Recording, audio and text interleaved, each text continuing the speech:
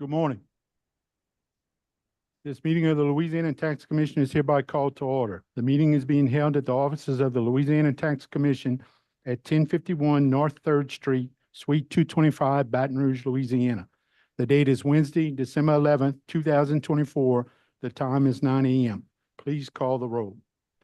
Chairman Roussel, Here. Commissioner Leone, Here. Commissioner Romick, Here. Commissioner Guidry, Here. Commissioner Frazier, Here. 5 present and a quorum. Okay, thank you. We have no old business. We're going to defer the approval of the minutes. So the first item on the agenda is consideration of change orders.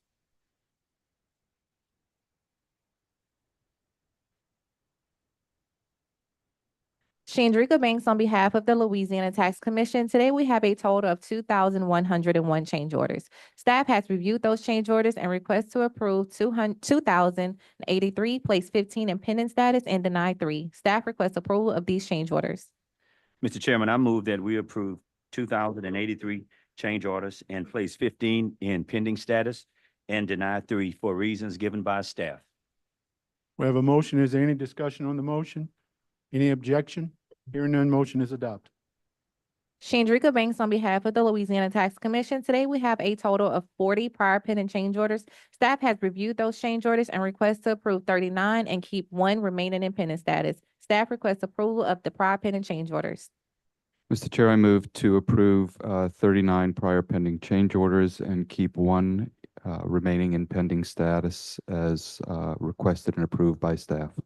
We have a motion. Is there any discussion on the motion? Any objection? Hearing none, motion is adopted.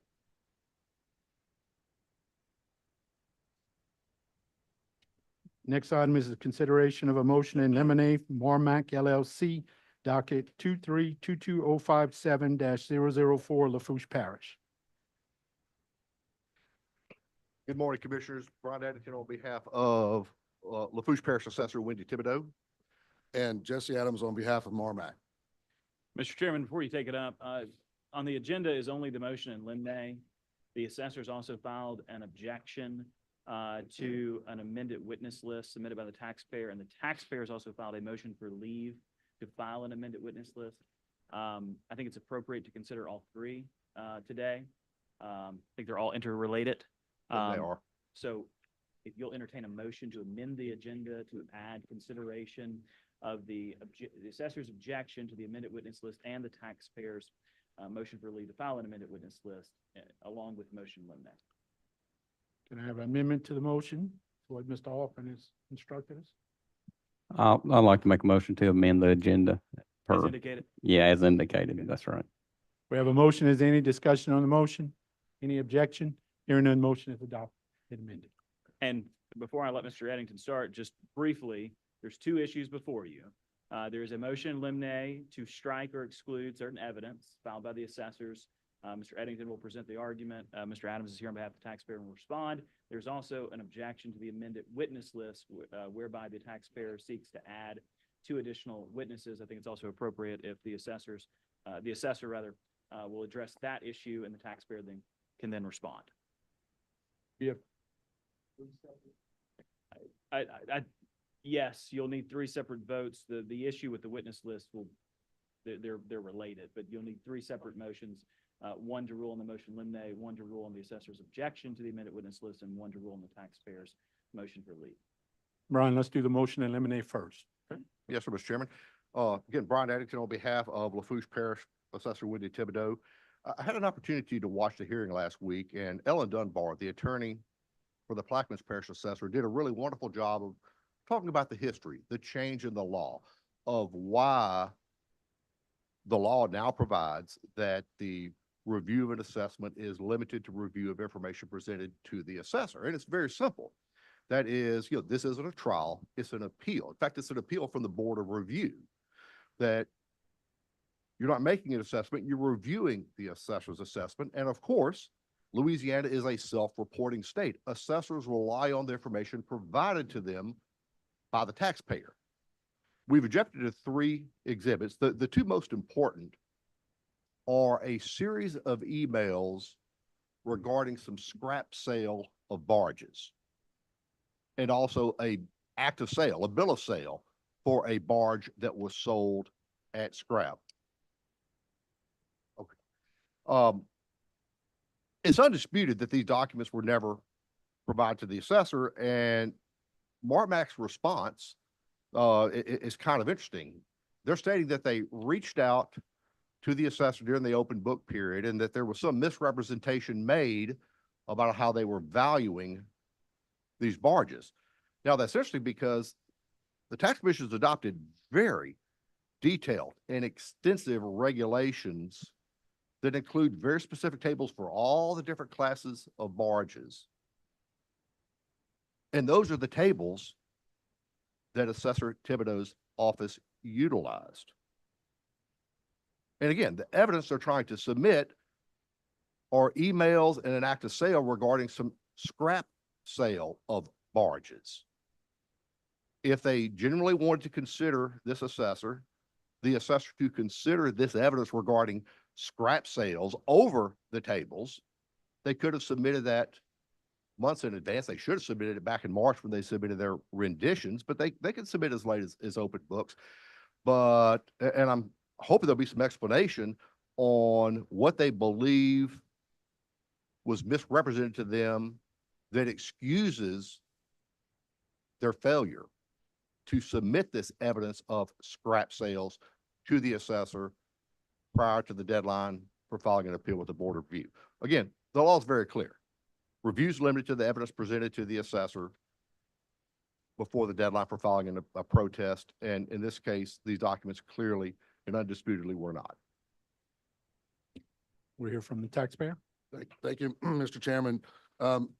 First, obviously, council didn't talk about the first document, which is about this taxpayer, and I believe that's public record, and it comes within the exception. So I'm not going to address that directly. And the real issue here is the taxpayer has is these assets were it's not the methodology, but they were misidentified. You do have very detailed tables, and the taxpayers, as I understand, we're not here on the merits of this matter. They were only a motion to eliminate. Is that these assets were misclassified in those tables, and that was the misunderstanding that they had with the office of the assessor's office, and so that led to the idea that they didn't know exactly what they were protesting. And again, I was involved; a consultant did it, but one of the examples of when evidence is allowed to be admitted and when it wasn't available to the taxpayer. And I would submit that since the taxpayer didn't know exactly what the methodology was and how they were being valued, and if you look at that issue, the idea was they presented it to the assessor as soon as they were aware of it, and that there was a dispute about where these assets should be classified in the tables. And that's what that evidence addresses, is what kind of barges are these and where should they be in the tables? And that's really the dispute I think we have here on the merits. And again, I'm not necessarily going to address those because we're not there yet, and we don't have all the evidence before the commission and the witnesses to talk about it. And so that's why they were submitted when they were submitted. And that's exactly what the taxpayer had told me, and that's the position that they're taking, is that as soon as they knew, they understood where they were classified, they found this evidence and they submitted it to support their position. I would argue there's no prejudice to the assessor in that evidence being considered by this commission on the merits, and that it's even though it was admittedly submitted after the deadline to file the Board of Review under the provisions of 47-1899, I believe it falls within those exceptions. Mr. Chairman, if I might, he argues that there was a misunderstanding about the methodology. The methodologies set forth in the rules and regulations. He also says that there was a misunderstanding about classification. The evidence they're trying to submit, the 2 most important documents, and I'll cycle back to the other document in just a moment, again, are emails regarding scrap sales of barges and an act of sale of a scrapped barge. This is information, regardless of any misunderstanding about methodology, regarding of any disagreement over classification, that could have and should have been submitted to the assessor. I mean, these documents have nothing to do with this purported misunderstanding. And again, the methodologies controlled by rules and regulations, not the will or whim of the assessor.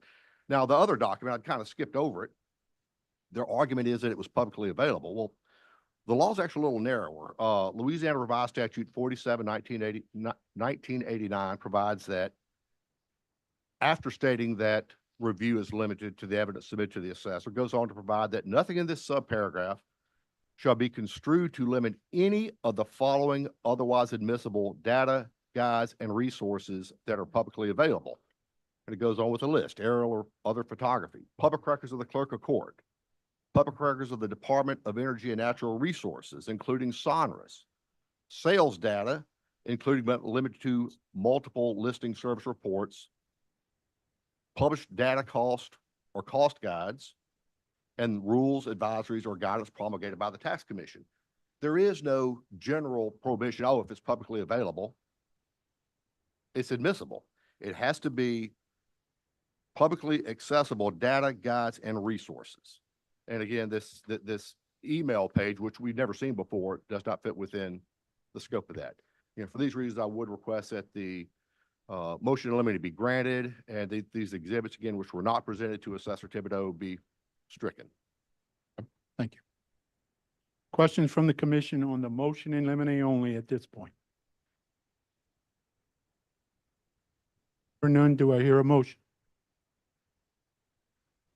Mr. Chair, I'll make a motion to accept the motion made by the assessors to strike the evidence requested to be put in. We have a motion.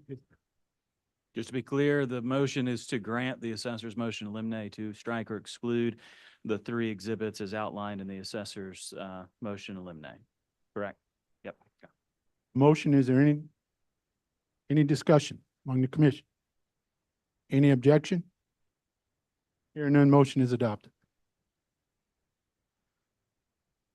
Commissioners, the second motion, and this is the first time I ever had to file one of these, is an objection to an amended witness list. The tax commission issued a case management order that set October 25th as a deadline for submission of the witness list.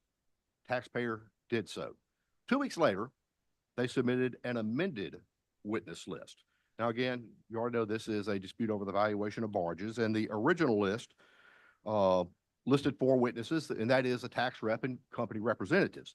The amended witness list added 2 new witnesses, and that is Kerrigan Robin with Acosta Marine Products and Andrew Holthouse with Heartland Barge. Now, I want to be clear.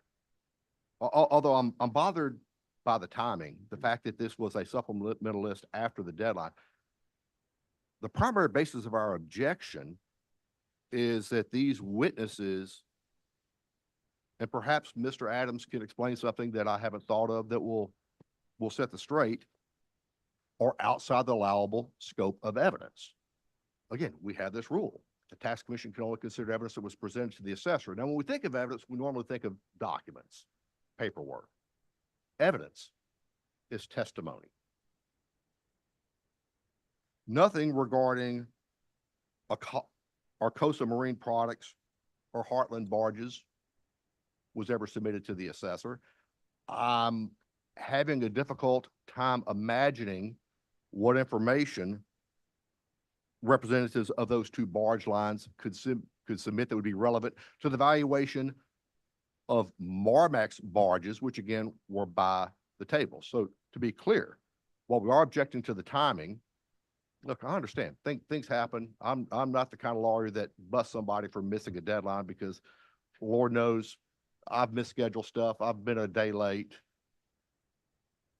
But this one was 2 weeks late. And again, it was a very clear, conscious decision to make an amended witness list to submit 2 witnesses that have absolutely nothing to offer that would be relevant to these proceedings, under the rule that consideration of the review of the correctness of assessment is limited to the evidence submitted to the assessor prior to the protest deadline. Thank you, commissioners. Thank you, sir.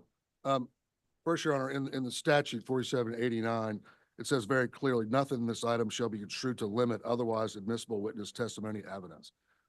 How do we know if it's relevant or not until the witnesses get here and testify? That's an important part. This commission even allows hearsay.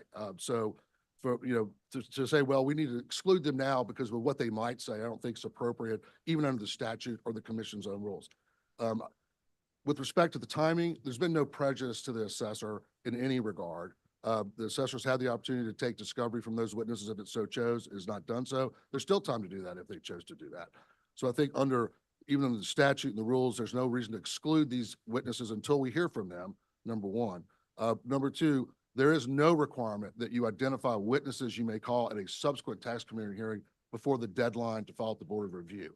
That would essentially make every taxpayer submit a witness list if they may have a dispute later. And that's, in the 30 years I've been practicing in this arena, that's never been an issue that's been brought up before.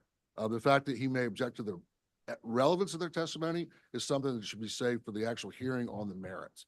So again, because the rules specifically say nothing in this item, nothing in this statute shall be construed to limit otherwise admissible witness testimony evidence, I think it's clear that the witnesses should be allowed. And also, we filed a motion for leave to amend to just make that more clear with the commission. We think under the rules and the practice of the commission, the witnesses should be allowed. This is a public forum. The commission always is very clear that it's a public forum, public hearing, public record document, that they should be heard. And if there's an objection to their relevance, that can be considered by the commission at that time. Yeah. I'm happy to answer any questions, but I don't Okay. have anything to add. So this is a motion, just so we're all on the same page and we understand what we're voting on. This is a motion to allow an amended witness list and add 2 witnesses that were submitted after the deadline to turn in what we normally consider. Any questions from the commission?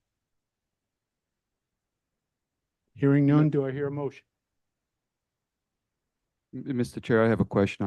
I apologize that I didn't get in. So, Mr. Hoffman, if you would, just to clarify, I guess what Mr. Edrington's saying is the rules before the commission, in contrast to Mr. Adams saying that additional witnesses can be allowed. Is there such a fine line to the date that this commission is adhered to? So our rules and a case management order sets deadlines by which the parties are expected to comply. One of those deadlines is the mutual exchange of a witness list. They're expected to exchange generally 75 days before whatever date is set in the case management order. Here, the taxpayer did that, but identified 4 witnesses. 2 weeks later, when they produced their exhibits, as I understand it, provided an amended witness list and added 2 additional witnesses. They are your rules, so I mean, you have the discretion to make modifications to the case management order if you feel the assessor did or did not suffer a prejudice with this modification.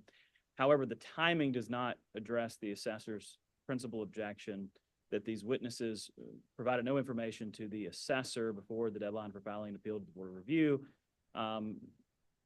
Although this is a novel issue. We've never, this commission and the prior commission never ruled on whether or not a witness could or could not testify under 1989. So what the assessor is asking you to do is make a ruling today to not allow these witnesses to testify at all, so that you'll never hear their testimony. You don't know whether or not what they say is relevant or otherwise admissible under 1989. But there are 2 distinct issues, both the timing of the disclosure of the witnesses and whether or not the testimony is permissible under 1989. I don't know if that answers your question. Yes, thank you. And I have a question, just want to be clarification so we understand to the taxpayer. These are 2 additional witnesses. Nobody quit that was on the original list. We didn't get, nobody No, got sir. They're replaced. additional witnesses. 2 additional. Yes, sir. Okay. Questions, additional questions from the commission? Hearing none, do I hear a motion?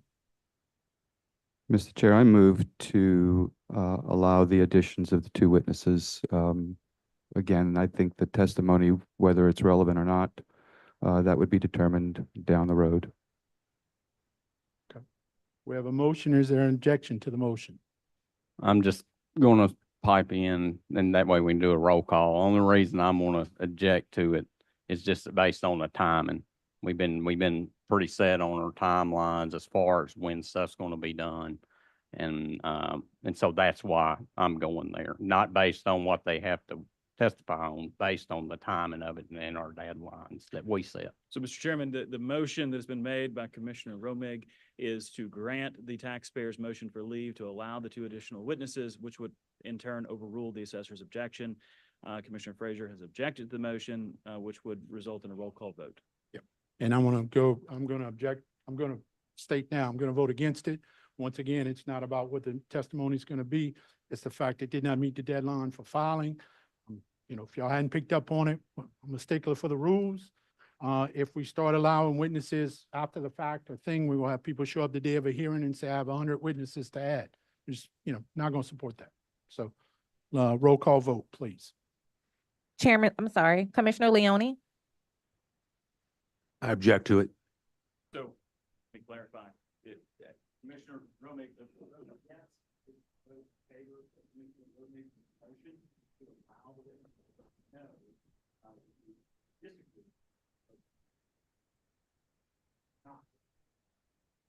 Change to no. Commissioner Romig, Yes. Commissioner Guidry, No. Commissioner Frazier, No.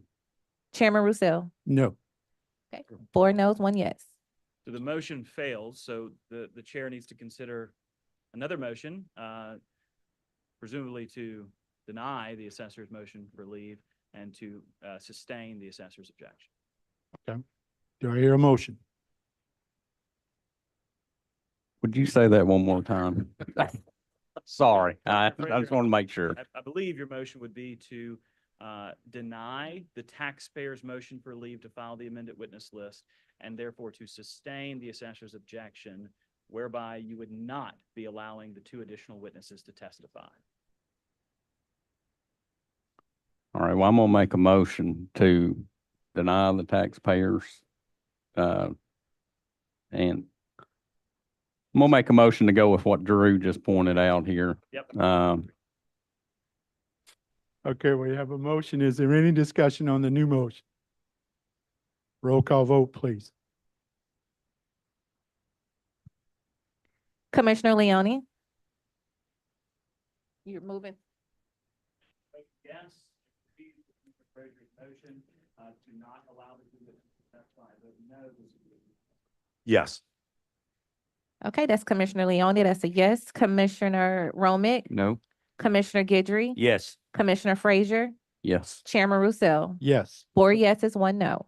Okay, so the motion passes. A written order will be generated and prepared and circulated to the parties. Thank you, commissioners. Thank you.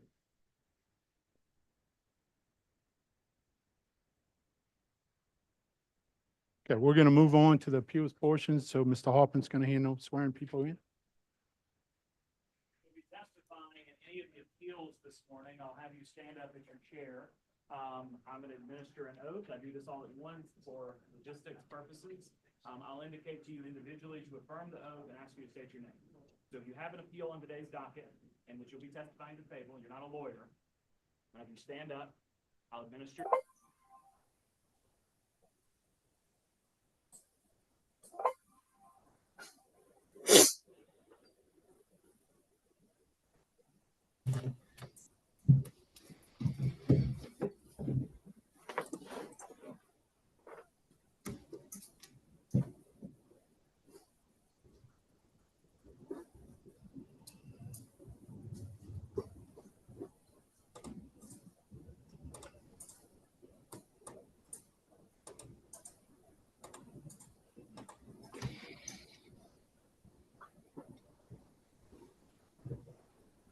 Praisers, administer an oath to you. Have you raise your right hands? I'll indicate to you individually to affirm the oath. Danny, if you'll unmute and turn your camera on.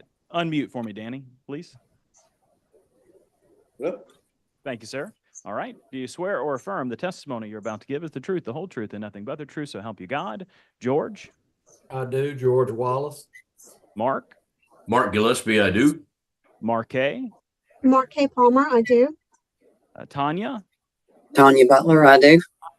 Cody? Cody Lowry, I do. Randy? Randy Harrington, I do.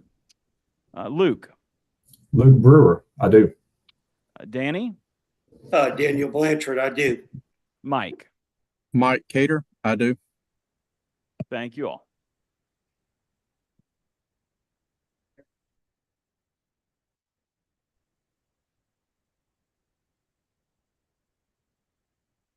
The first appeal we'll take up today is the appeal of Kirk D. Badgeron versus Assessor L.G. Williams in the Orleans Parish Board of Review, docket number 23221-76273. Letter T on our briefing sheet.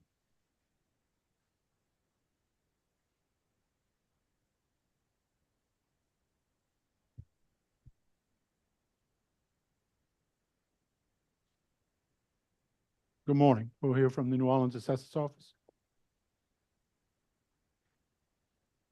Morning, Commissioners. Greg Miller on behalf of the Orleans Parish Assessor's Office. We're looking at the appeal on the property at 3509 Calhoun Street.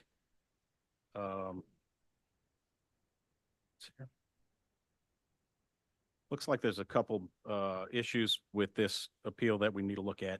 The first, our original value based on the subsequent information revealed by the Louisiana Tax Commission's appraisal, which the appraiser was able to make an interior and exterior inspection, which we were not, did note some condition issues on the property. So it appears our original value was a little bit high. Based on our independent appraisal, which did consider that value, we came in with a value of $218,500. We did have 3 comparable sales that were in close proximity and similar in condition to the subject property. The second issue in this particular case is there was an age freeze in place at the time of the assessed value.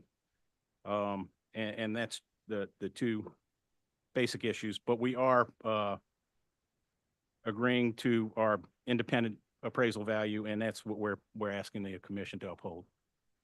Thank you. Go from the LTC appraiser, Marquet. Good morning. I appraised the property at 190,000 with an improvement value of 139,600 and a land value of 50,400. It looks like we did use the same comparables. The interior of the home had a lot of termite damage to it. I think I had some photos attached of a large area of the floor. And there was quite a bit of settlement due to the street having been pulled completely up. It's really difficult to take pictures of that, but walking through the house, you can definitely feel it. There were areas that had extreme forms of settlement, and I tried to attach photos of how the taxpayer has tried to cosmetically fix cracks and whatnot based on that settlement. Okay. Questions from the commission? Subsequent to this hearing of the appeal, we do have a email from the taxpayer saying they do agree with our independent appraisal value of 218,500, and I believe that was also sent to the commission.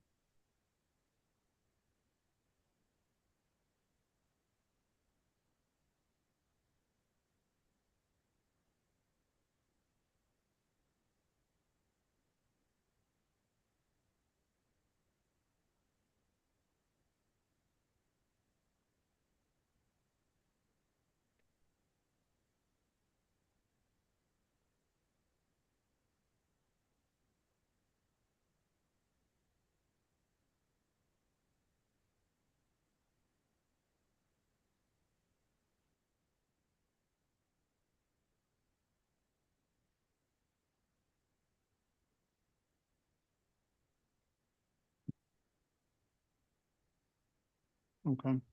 Mr. Chairman, could we get a breakdown of that from the assessors as to what that is when it comes to 218,500?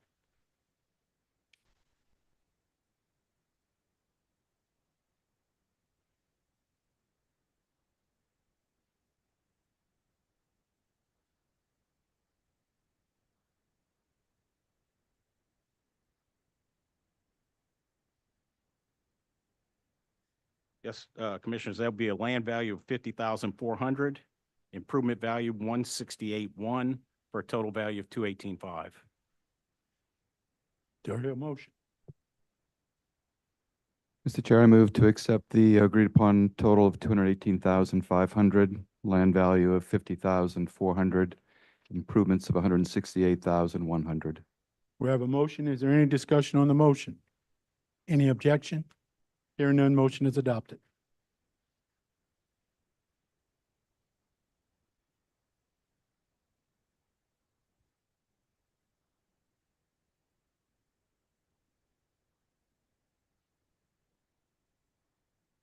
The next appeal we'll take up today is the appeal of the Historic Acquisitions and Holdings LLC versus Assessor L.G. Williams and the Orleans Parish Board of Review, docket number 23-221-76124.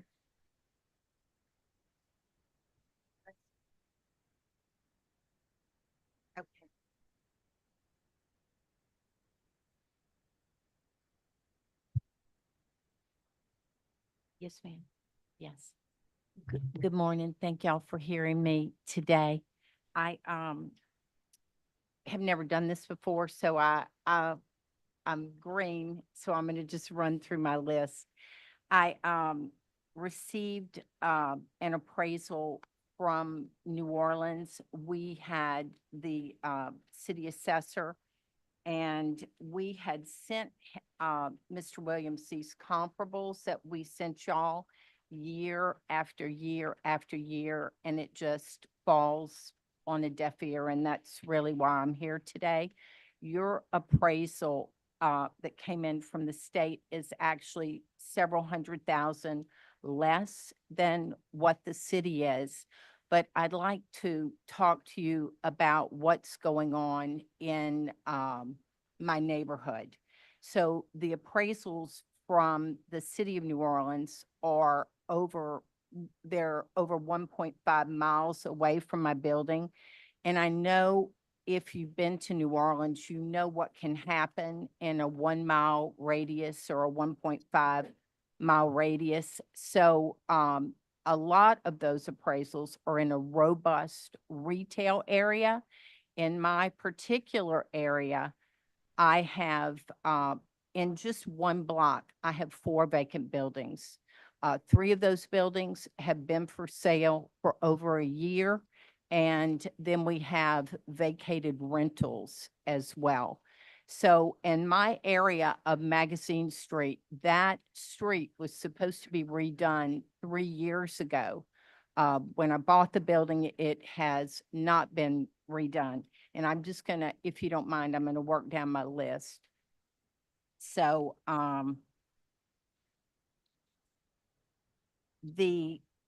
on our comparables, you're gonna see the average square footage in a 2 block radius that we gave you is $96 a square foot.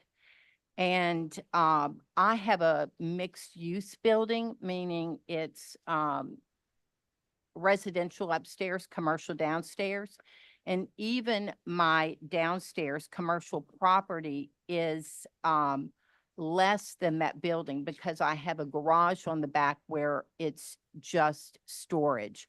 The only mixed use building that was brought into it is Clement's Hardware, which is about a block away, really less than a block away.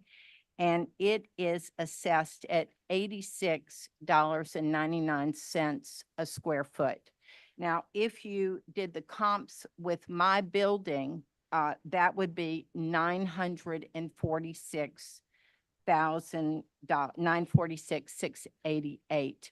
But if you did an average of the commercial buildings that we pointed out in our area, that is $96 a square foot, meaning my building should have appraised at $1,105,600 for an average. But as I said, the mixed use building, which is really my greatest comp, is $86.99 a square foot.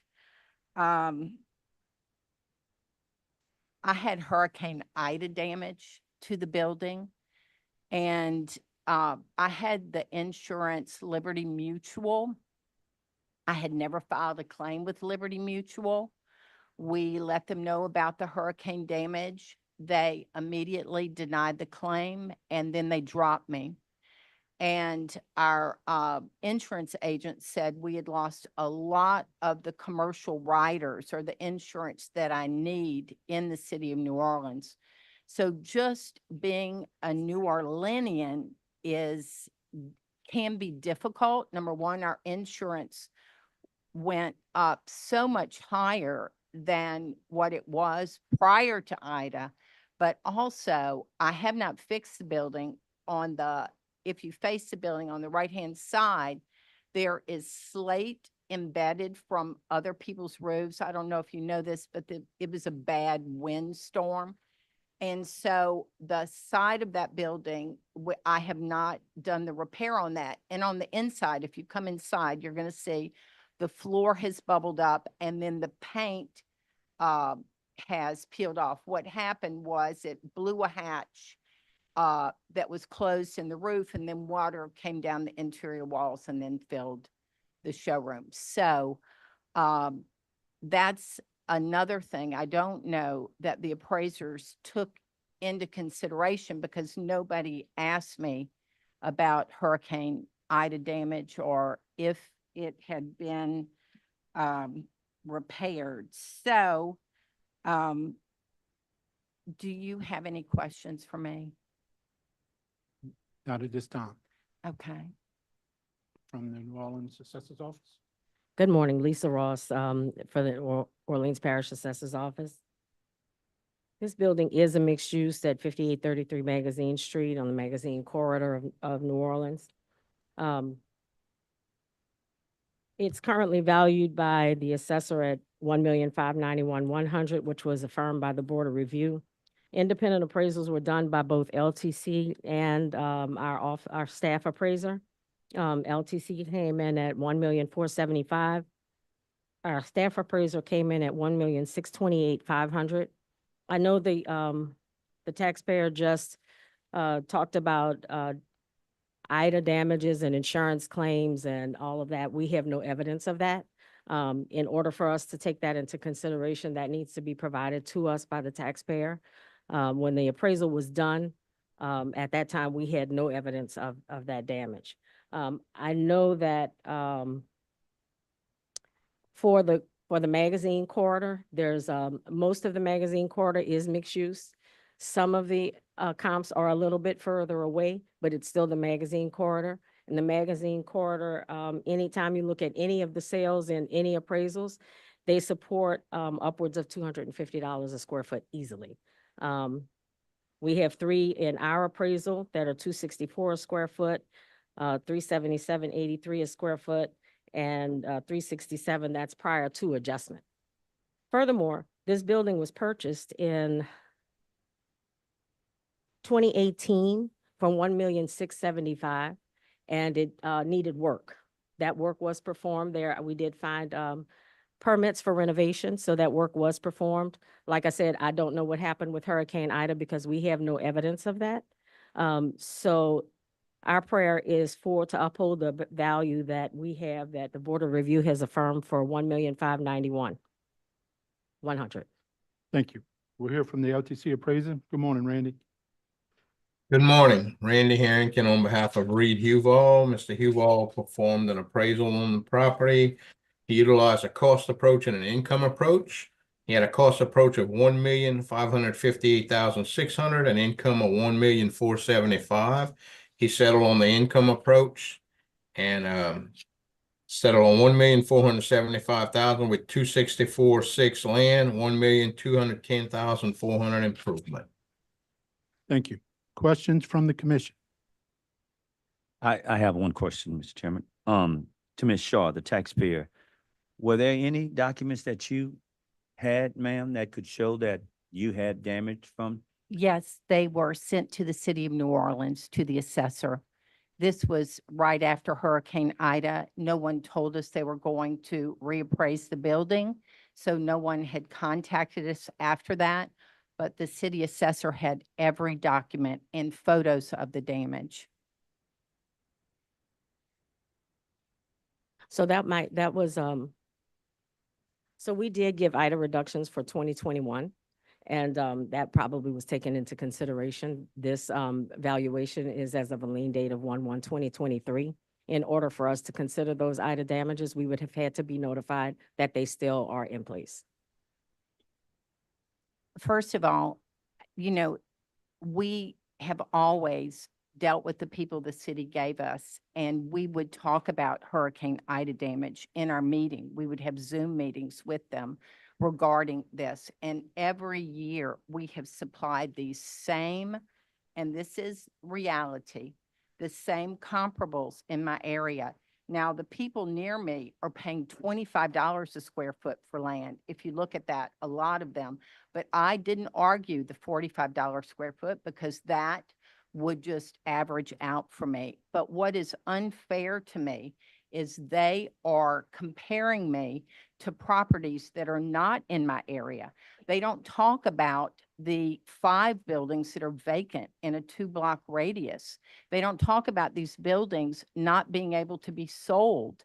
And yes, they talk about the value of what I paid for the building, but has anyone here ever made a big, big mistake?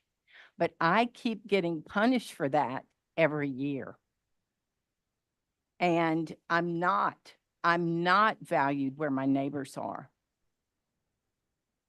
I'm just, I'm just a little bit confused as to her telling us that those documents were submitted. Do you, the If they assessor, were, have any proof of those documents that if was they sent? were submitted for Hurricane Ida, that would have been 2021. It's incumbent upon the taxpayer to let us know that those damages are still in place. We revalue every 4 years. This is a quadrennial recycle for 2024. And we're gonna assume, unless we're notified by the taxpayer, that those repairs have been complete. Okay, thank you. I'd like to talk about that again. In every Zoom call we had with the assessor's office, we talked about the Ida damage. So I never went to meet with them in person. We scheduled the Zoom calls over the phone. We turned in all our comparables. And you know, the strange thing is, these comparables have not changed. None of my neighbors' assessments have gone up. So number one, I feel that I know you're talking about those rules, and I feel that we've covered that in every meeting we have had with the assessor's office over and over again. Thank you. Any additional questions from the commission? Did the, when the LTC appraiser came out to you, did you show the appraiser the damage, the IDA damage? The LTC appraiser, the tax commission appraiser, when he came out, did he come inside the building? We don't know. We don't know. We never saw him. And like Linda said, she's my manager. I am a small business. I have 1 full-time employee. I have 2 part-time employees. And we never knew of any physical examination of the building or an appraisal.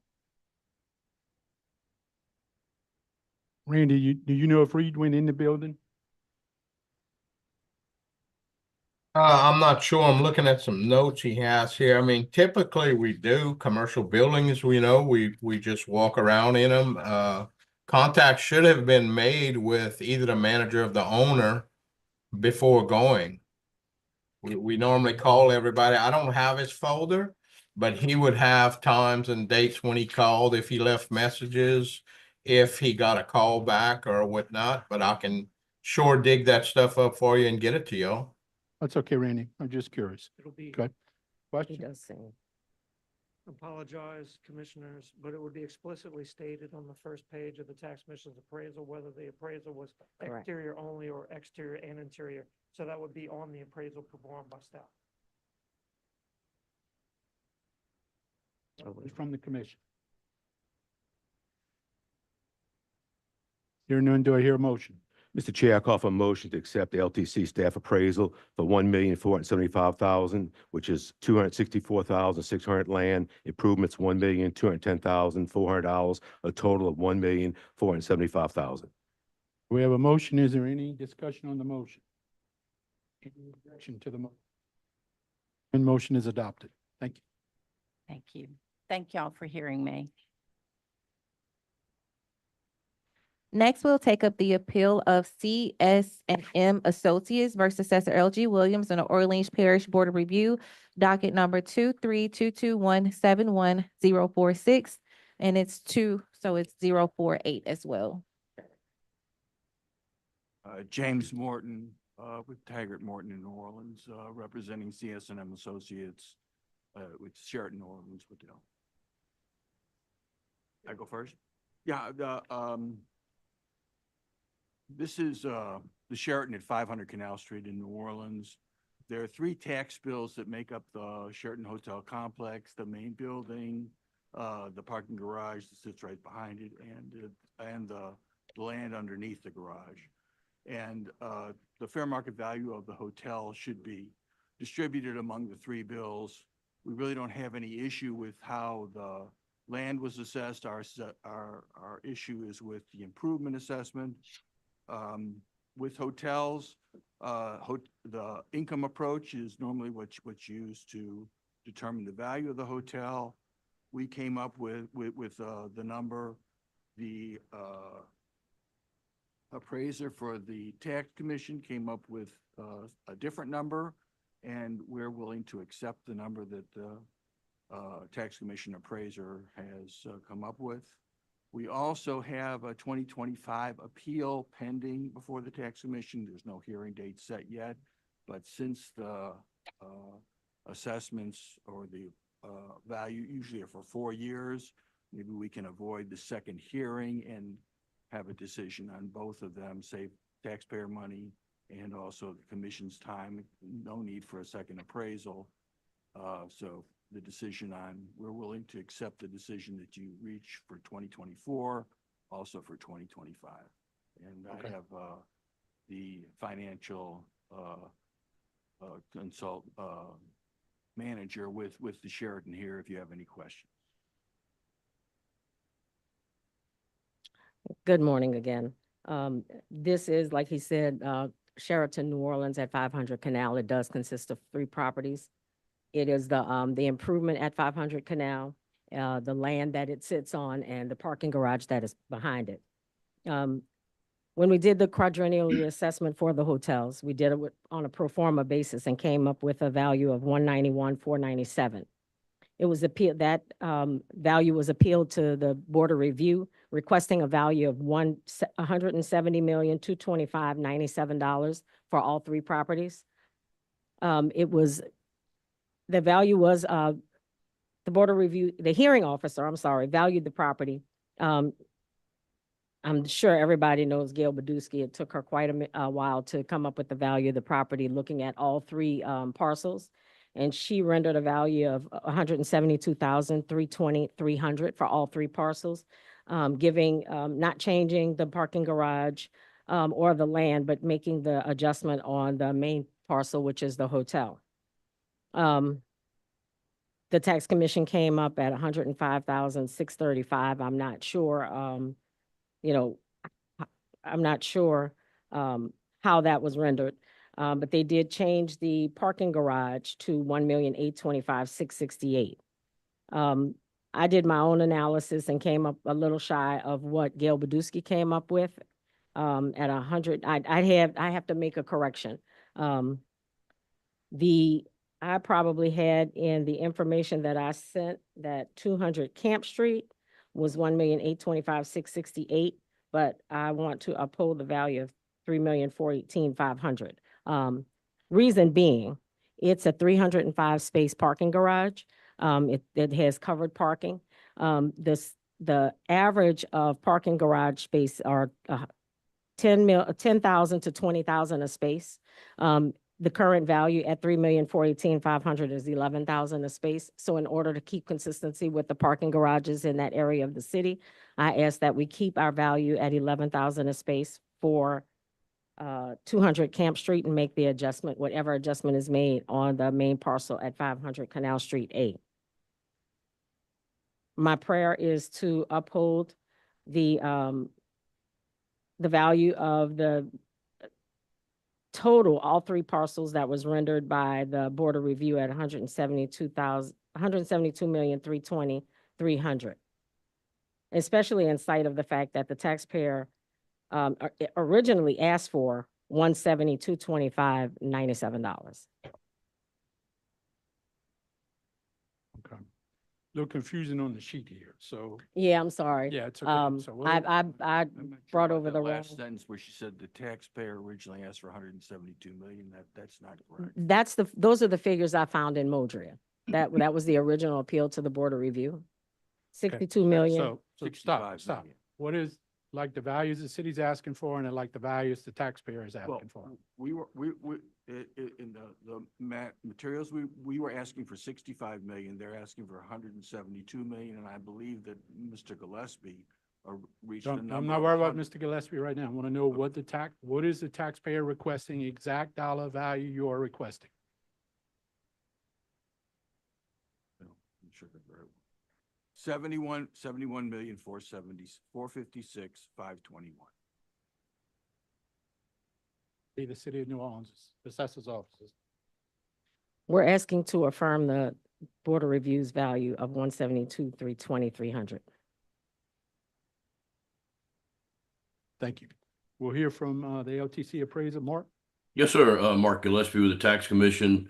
I appraised the subject property using the income approach. The taxpayer provided detailed income and expense data to determine the overall value of $105,635,000. That's all three parcels.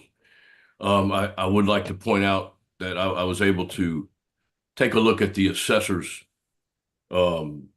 appraisal, and I think they have included intangibles such as the brand, the business value, capitalized management expenses, going concern, et cetera. And the objective here is to determine the fair market value of the brick and mortar, essentially the real estate only, and to isolate any and exclude the intangibles. And if you look at my report, you can see on the expense side, I've got return on personality, and the going concern values. Now, if you take those numbers that in my report and you look at the assessor's report, and if you back out that amount and actually using the assessor's capitalization rate, you end up at 113 million, which is really close to my number. But if you do the same and exclude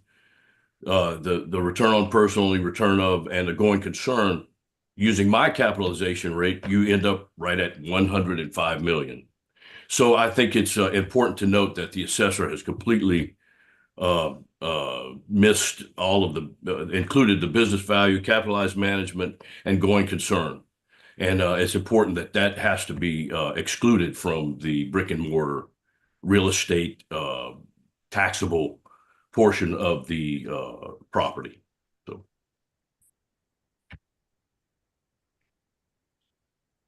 Ask a question from either the taxpayer or the city. What was the value of the property before the quadrennial reassessment?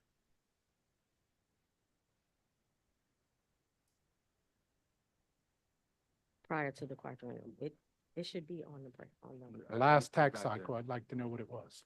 the first page. It should be on the third page. 2024.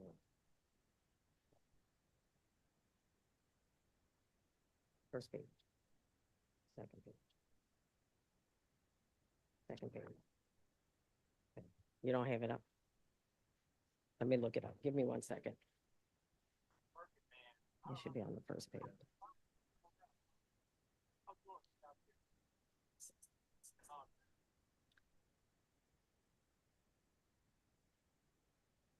Ready for that one.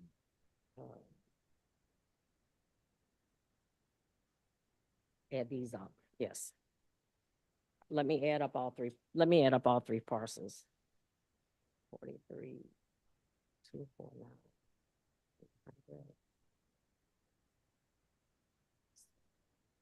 9.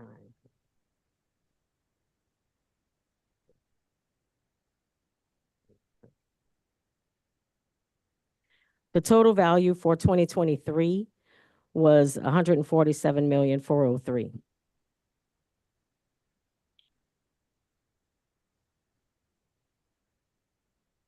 The taxpayer, I assume, paid the taxes on that value in 2023. Clear, there's two separate parcels here. So It's that's- three. Three, I'm sorry. three. That's why I Three, but that- apologize for our confusion. No problem. Our numbers are spread across those parcels. Right, they're So- spread across all Yeah, three the numbers parcels. y'all were talking is down on our sheet. So Right, we're gonna decide on the one at 500 Canal Street, New Orleans first. And then we'll do 200 Camp Street, New Orleans. Yeah. 522 common. Want to make sure because you're talking totals and we're gonna. correct. That, yeah, as long as the Understood. total comes out to the fair market value, we're okay. The total before last tax year was 147 million and some Well, change. I'm not sure that's right. I've got. It was 147,403,000. It was, 143,249,500 for 500 Canal Street A. 522 Common was 1,037,900, and 200 Camp Street was 3,115,800. Okay.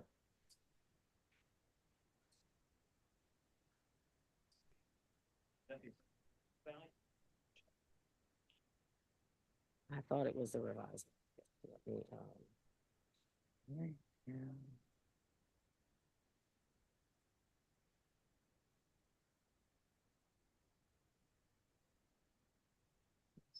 What you got? Give me the map.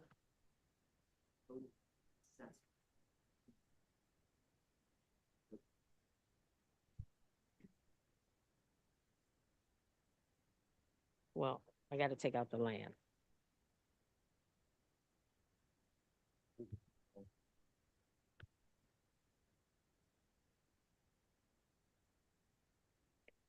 Chairman, the Sorry. confusion is the prior tax commission One, three, heard this five. appeal and had reduced the assessment value for Four. the prior quadrennial. And so the numbers you just heard was the assessment of the provisional value. What we're trying to determine is what the commission's 1, 3, value 5, 4. was for the prior. They want to know. 13154. What's the last? So, one? Mr. Hove, when you say the prior quadrennial, are you going back to 2020? Yes. Think- 70. But I think it was adjusted because of the pandemic. There was an 13154. interim adjustment because of the 70. pandemic. It was different than the quadrennial. But the actual 2023 taxes paid was the 147,000. That. I mean, 147 million. What do you show that as? I showed the assessor's original taxable 108,9. value was 21 million, by tax value, I mean the assessed value, 21,183,060. Wait. Also, on 500, okay, so you're just talking, the 13 million is just on 500, okay. 113,500. Total assessed value, 13 million. I think we're trying to figure out what the total value across the three assessment numbers would have been. I had to take the one out. The reason we're asking, there's a huge spread of numbers here. We want to make sure we're understanding what we're looking at and what we're saying. There's no land on that one. Gonna get $100 million difference, so we want to make sure we're correct. 13154. While they're looking it up, Seven, any zero. questions from the commission? That would be 87,669,800 on 500 Canal Street. At the assessment that the tax commission ruled on for 2023. That's just for 500 Canal Street A.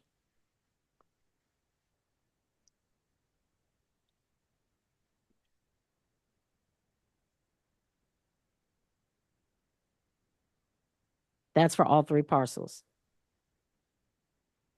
For this this parcel is 167,812,000.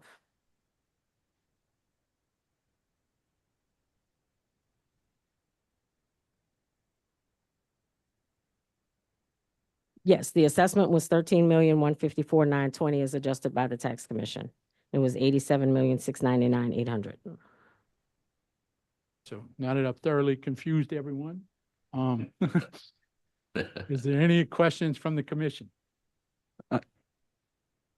I have a question for the Orleans Parish. Would you like to speak on how y'all handle the PP side? Because a lot of the appraisals we're going to see today. Yes, So, Y'all run very close how y'all do it, I but they did- handle PP. I y'all don't. did recognize that there were, I'm just gonna be honest, there was some confusion on what we should include and what we shouldn't. And when I originally did the, appraisal, I did not include that, realize that.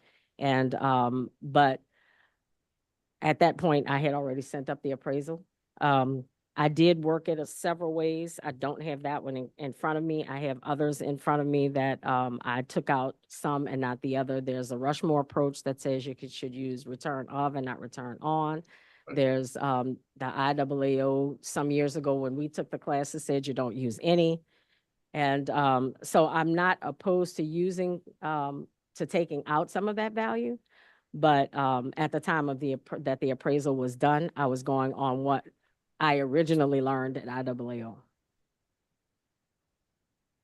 So Commissioner Frazier, what you're speaking to is, I believe I noticed in comparing the income approach between the assessor's office and LTC staff, are those additional operating expenses or theoretically return of personalty and return on personalty for property value, thus having a lower net operating income by the LTC than the assessor. That's correct. Correct. Hoffman, give us what the values were ruled by the previous tax commission. Well, I want to be clear. So and it was provided in the Dropbox material. It was actually a settlement agreement between the assessor's office and the taxpayer. They're signed settlement documents by the representative of CSNM and the assessor. The total value for the improvements went from 143 million down to 89 million. Chandrika is going to put them on the screen. Okay. The parking garage went from 3.1 million down to 2.6 million. I'm giving you round numbers, but we have the specifics.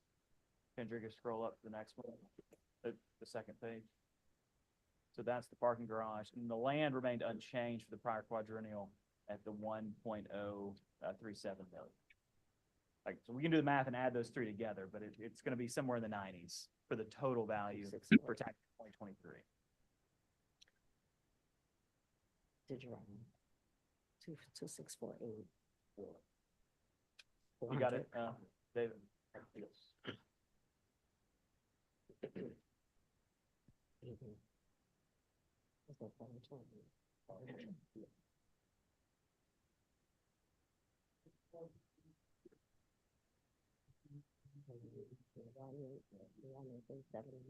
Any additional questions from the commission? That's a total of 90. Hearing none, do I hear a motion? Mr. Chair, I'd like to make a motion, and it might take me a second to work through it. I did an average of both the income approaches. The income approaches, they both did. They did well. It's how they address PP in the approaches, and we'll see that throughout the day as we work ourselves through here. So I did an average of the income approaches, the square foot pricing. And so the total value of all three parcels that I came up with was $130,575,960. So that's what I came up with for all three parcels. But what I'm going to request, we're going to make an adjustment on this partial and leave the other two alone that the assessor's office has. And that value for this parcel would be,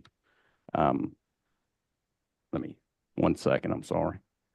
The land value would be, the total value of parcel 46 would be $126,067,660.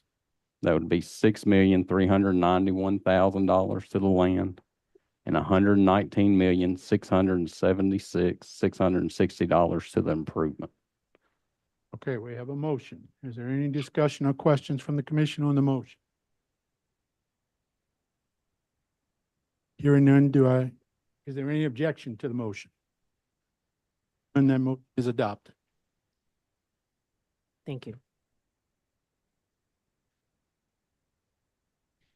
Now we'll take up the appeal of CSNM Associate versus Assessor LG Williams in the Orleans Parish Board of Review, docket number 23221-71048. And yes, this is 200 Camp Street, and it's letter C on your briefing. That was included in the other two. Oh, you have to make the ruling on all of it. Okay. And so just real quick, I just want to make sure. And so since my previous motion was sticking with the Orleans Parish values, because it's all the same money anyway. Right. At the end of the day. Can I make a motion to hold it? I'm gonna make a motion on, to land value of $1,089,800. Okay, we have a motion. We have a motion. Is there any discussion on the motion? Hearing none, is there any objection to the motion? Motion is adopted.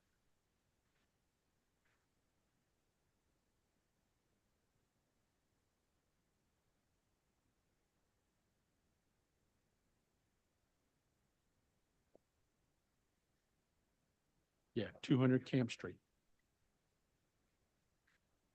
Commissioner Frazier? And I'll make a motion on, the parking garage ending in 48, 200 Camp Street. That value would be $3,418,500. Okay, we have a motion. Is there any question on the motion? Any discussion? Any objection to the motion? Hearing none, motion is adopted.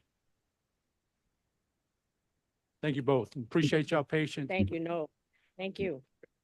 It is the most complicated. Thank you.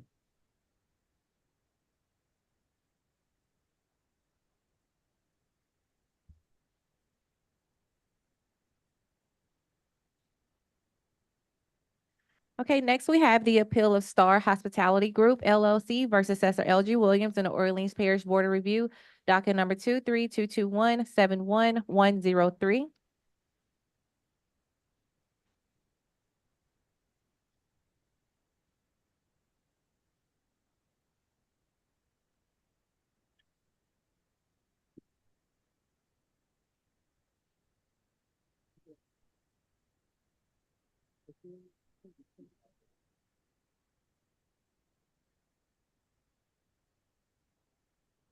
Good morning.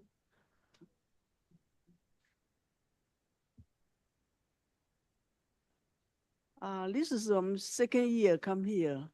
I come here last year. You know, New Orleans, everything still not back up. I'm talking about COVID-19 to right now. So everything's still very, very slow.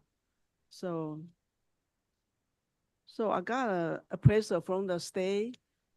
They gave me the 12 million, 7 something like that. Let me see. Yeah, total is 12,742,000. Okay, this assessment, this is the appraisal. I would like, can you give me? I can't accept this price if okay, because right now you can see my hotel, the income and expense.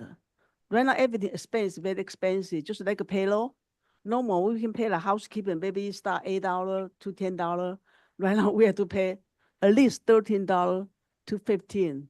Then the desk, maybe $15 to $20. So everything go up. And the equipment service and the cable, electricity, everything go up. Nobody go down. But hotel, no income. So right now, we income just only 2.9 something, and the we expense is 2.68 already. So that's the manager, and go to the owner, just only can get a $224 a year. So if the city is still charging higher the property tax, then there's no way we can support ourselves. So just like last year, last year you gave me the $15 million, but that's good because the city asked 18 million, but we still didn't got any kind of refund. They told me, I asked them several times already. They said no refund. I don't know why. And then this year they come out appraisal again, 18 million. They want to go to like 2019 before COVID-19, but no way, no income, no business. So if you can give me the state, commission, give me appraisal, the price, I think I can sell that. And also I can get the money refund this year. Okay. Thank you. So the taxpayer stated she'll accept the LTC tax appraiser if it comes to Yes. that. Uh-huh, Okay, we'll hear yes. from the city of New Orleans. Hi, good morning again. I did, well, we did the same thing we did for the other hotels. It was a quadrennial or quadrennial cycle, and we based it on pro forma values. The appeal to the Board of Review was for $15 million. It was lowered to $18,104,000 by the Board of Review. Tax Commission did an appraisal that came in at $12,742,000. I did my own appraisal that came in at $17,996. That was prior to taking out FF&E and going concern. I think yesterday when we figured out, once I took out the expenses for those items, I'm very close to where the tax commission is. I was like at 13 million and some change. So I'm not opposed to that. Her request was for 15 million. In regards to the fluctuation of the values prior to 2024, for COVID, the assessor decided he would give COVID reductions to all commercial properties. So therefore, based on some information that we found, that we researched and found, so there was a deeper discount in 2020, then they increased as time went on. And then for 2023, it went back to the original value that it would have been for 2020. So it's not that we're continuing to increase the value. The values just went back to where they would have been in 2020 had we not given the discount.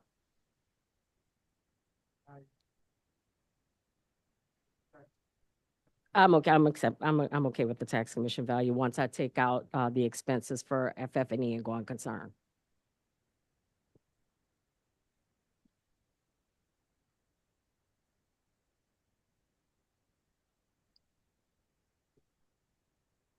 Mr. Chair, I call for a motion to accept the LTC appraisal of $12,742,000, which is $809,700 of land, improvements to $11,932,300, total of $12,742,000.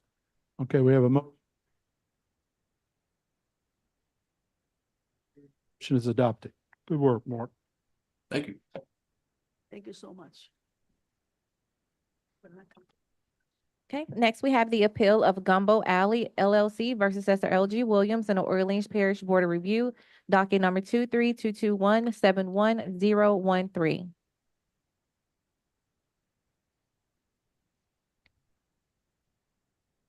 Good morning, Commission members. Good morning. I believe the assessor's office and the taxpayer have come to an agreement on this one. And I've done the math on it. And if you'd like, I can read this for the record. This is Gumbo Alley, which is docket 23-22-171-013. We've agreed to a total market value of $75 million. That being land at $4,026,600. The improvements, $70,973,400. And so that would be for 2024, which we understand would then carry into the 2025 appeal, which we have pending. We can withdraw that at the appropriate time. Is that acceptable? That is correct. Okay. Agreement in the city, entertain a motion.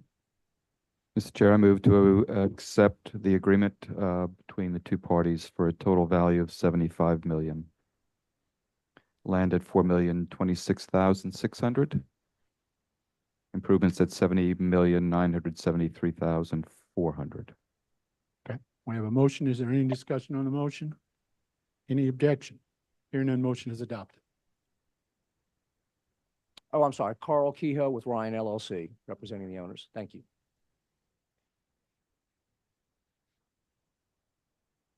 Next, we have the appeal of MHW New Orleans LLC versus Assessor LG Williams and the Orleans Parish Board of Review, docket number 23221-72148.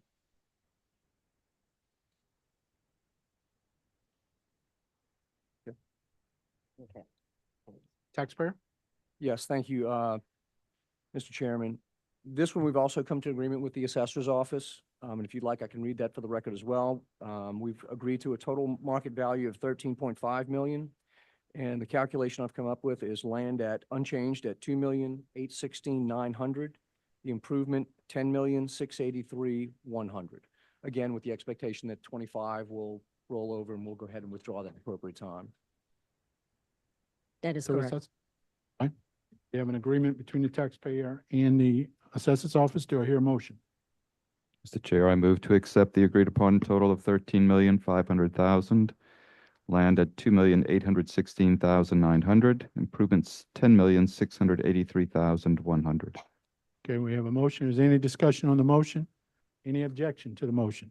Hearing none, motion is adopted. No, I have one more. That is item number or letter H.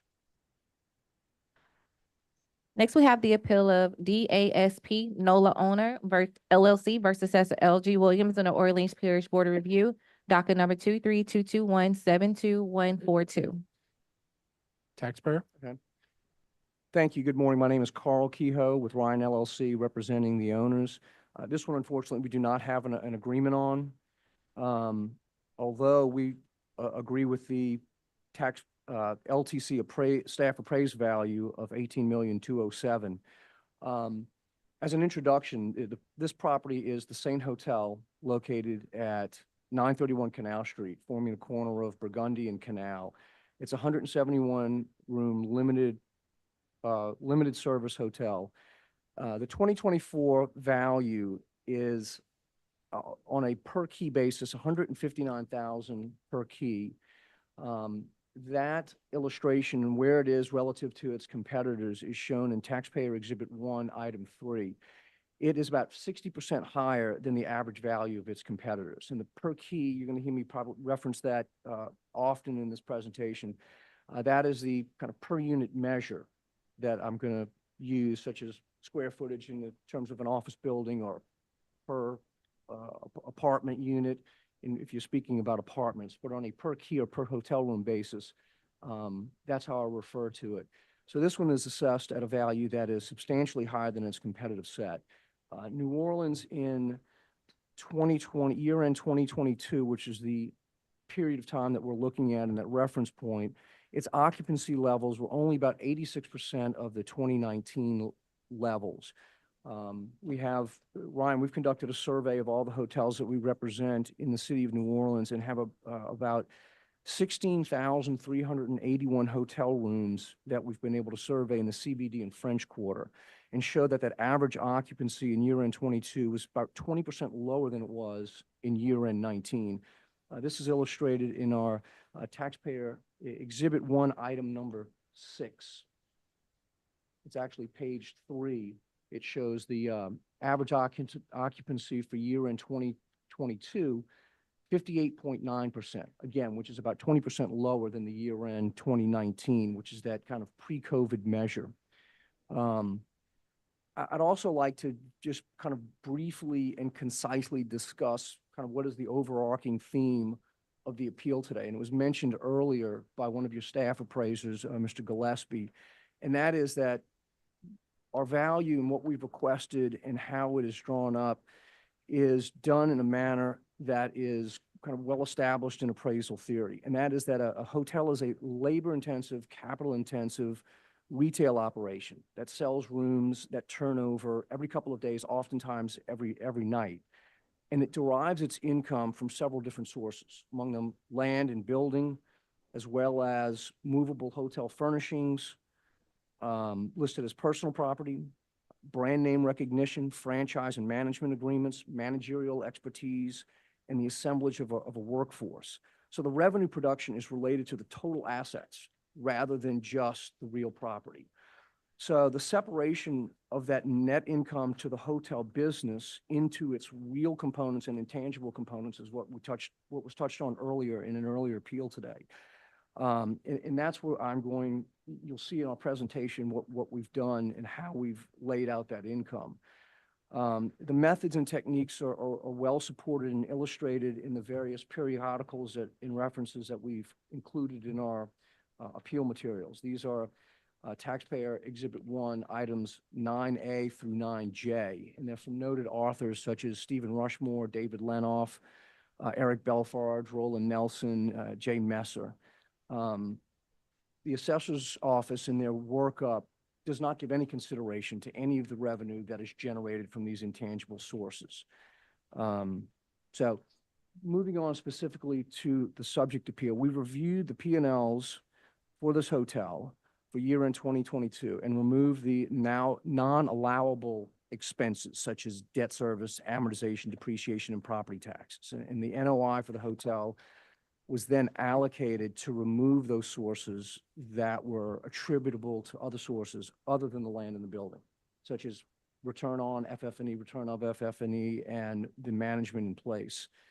Our calculations are shown in our Taxpayer Exhibit 1, Item 4, which is where we have reconciled our income. The first couple of pages are, we've also looked at this using host numbers, which host is hotel operating statistics, as published by Smith Travel Research.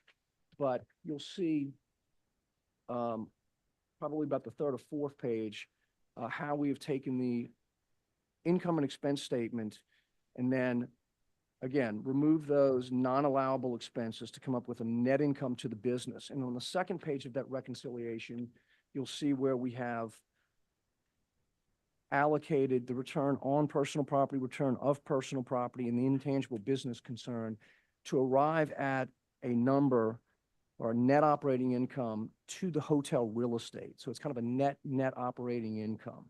That net operating income to the hotel real estate was determined to be $2,331,846. And that's the big difference between how we're doing it and the assessor's office is doing it.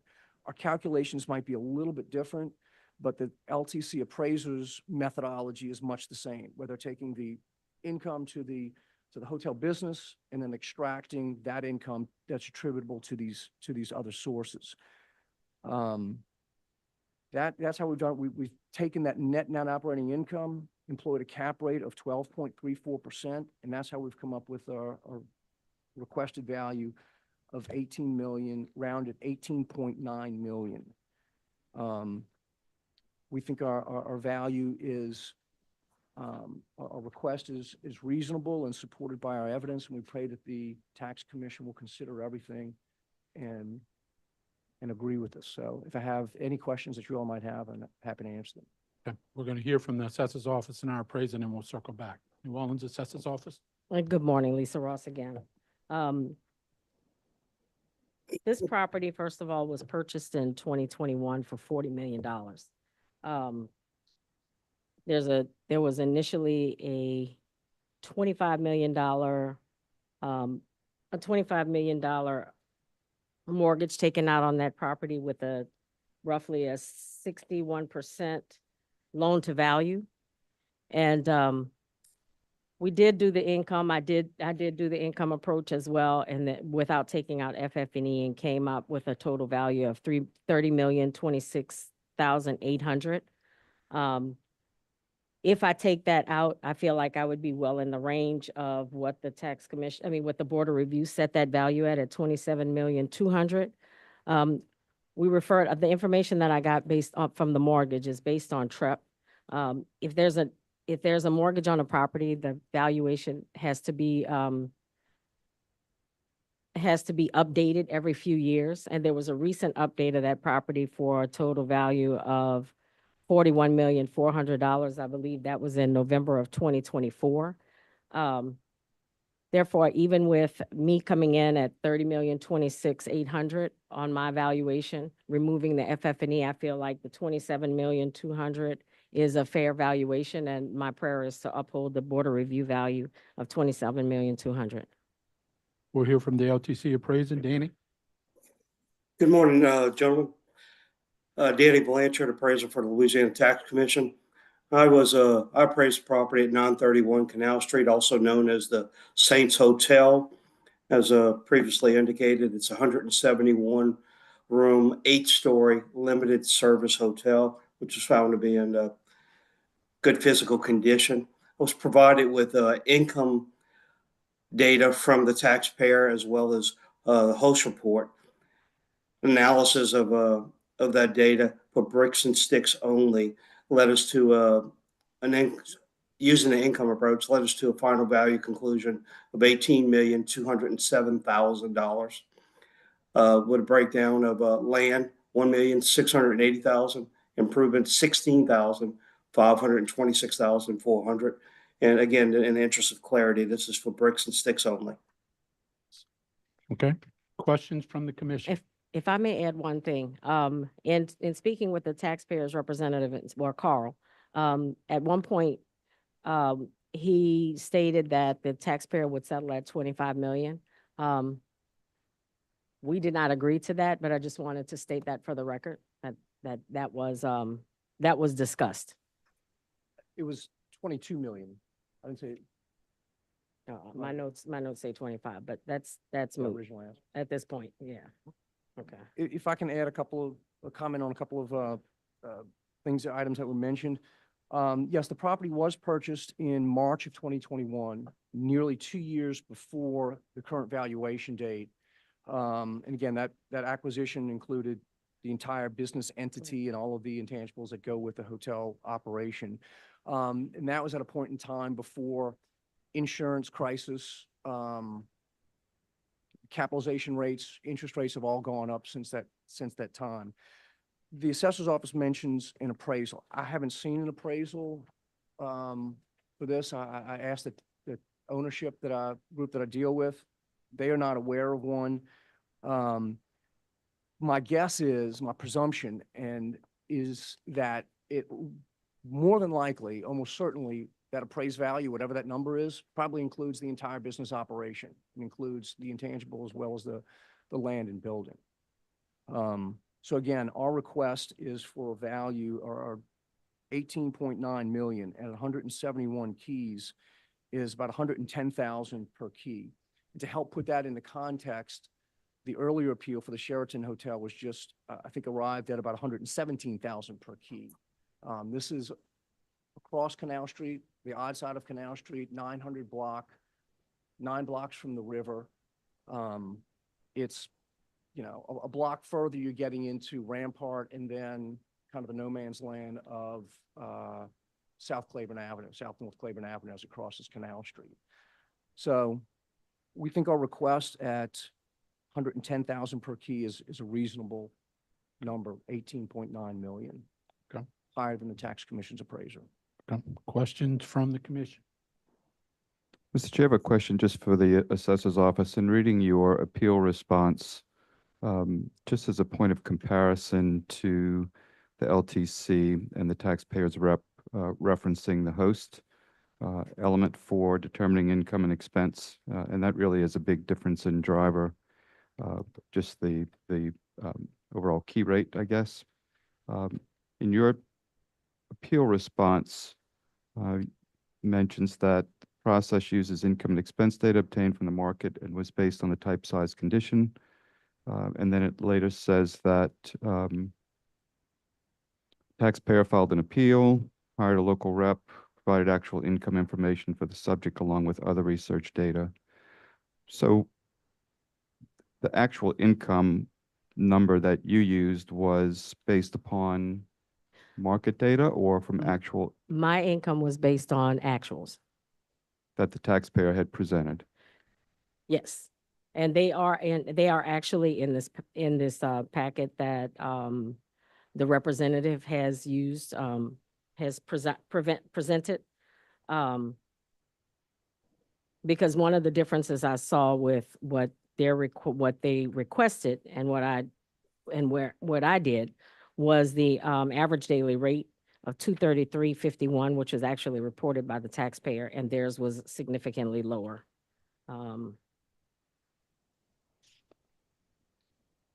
At 187.37. So that was one of the things that kind of raised the flag. If you have actual from the taxpayer, why would you use an average daily rate from host? And your adjustment down to the 27.2 is taking into some representation that there's some ancillary revenue that. Oh, I'm sure otherwise- the Board of Review rendered that 27.2. And so once I once I did my analysis at 30,026,800, figured if I take out the FF&E, I'd wind up really close to the 27.2. And that may be where my 25 came from. My note says we agreed to 25. I probably asked for 25. Again, our big difference in the two is the assessor's income approach is very similar, and actually, from our actual numbers, we've presented that, been very forthcoming and open with it. The differences is just simply no consideration for any of this intangible business value that is generated by the hotel. Correct. Any other questions from the commission? Hearing none, do I hear a motion? Mr. Chair, I'd like to make a motion. I'm going to attack this like I did one of the previous ones. I'm going to use the average of the income approaches just based on the differences of how PP is handled. So my total value I'm requesting is $22,717,800. That's $1,680,600 for the land, $21,037,200 for the improvement. The motion, is there any discussion on the motion? Any objection to the motion? Hearing none, motion is adopted. Thank you for your time, Commissioners. Thank you.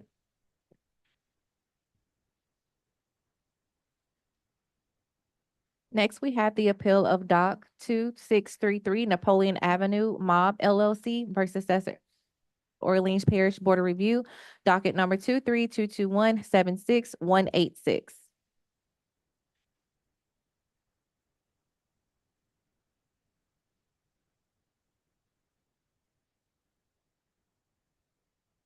Morning.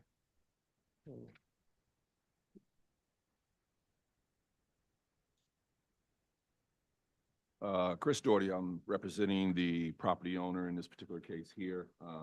We had a discussion earlier. Let me just explain where we are with things. This is a medical office building that has 3 other contributing parking lots, paid parking lots that contributes to the overall income value for the property. There was a fundamental difference in the approach. We only filed an appeal on just the building because we agreed with the land value of the parking lots. However, the way that we approached it is when we do the income model, we back out the land value, the assessed land value, which is $319,000. It's not a whole lot. However, our income, the way that we approached it, was about $6 million. The assessor's office appeared to be just a market and not actual. I cannot confirm that. And the LTC's appraiser value came out to right around $8,070,000. But after further review of it, unfortunately, it was past the deadline to submit any new evidence. I want to be forthcoming with that. But after further review, the LTC appraiser, he and I agreed that there should be some consideration for the contributory land, parking parcels. So I'm going to just leave it there and just see where we land. And I think that we agree that the LTC appraiser value was fair, but it was not taken into consideration of the additional land parcels. Okay. We'll hear from the assessor's office. Good morning. Again, like he said, 2633 Napoleon Avenue is a medical office. We initially valued the building at $8,507,500. That was the only one that was appealed. Tax Commission came in at $8,070,000. Our staff appraiser appraised the property at $10,857,500, and he stated in his appraisal that this was for this particular property only. So in my analysis or my understanding is that he took out the value for the adjacent lot where the parking is. Prior to the hearing, we had a discussion, and I thought we had agreed that the $8,070,000 was a fair value. I did not object to that. And I'm just going to pray, but my prayer is for the $8,070,000 that for the LTC appraisal. Okay. We'll hear from Luke, LTC appraisal. Good morning, Commissioners. Lou Brewer with LTC.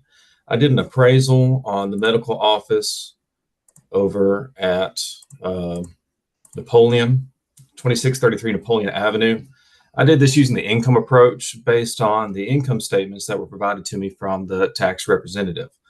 At the time of the appraisal, I came to an opinion of value of $8,070,000, as was said by both the tax rep and the assessor's office. However, the tax representative reached out to me, and this value was based on just the parcel with the building on it, 2633 Napoleon Avenue. But the tax rep, Mr. Doherty, gave me a call Monday evening and mentioned that there were 3 other parcels associated with it that were used for the income stream for parking, which was included in the income approach.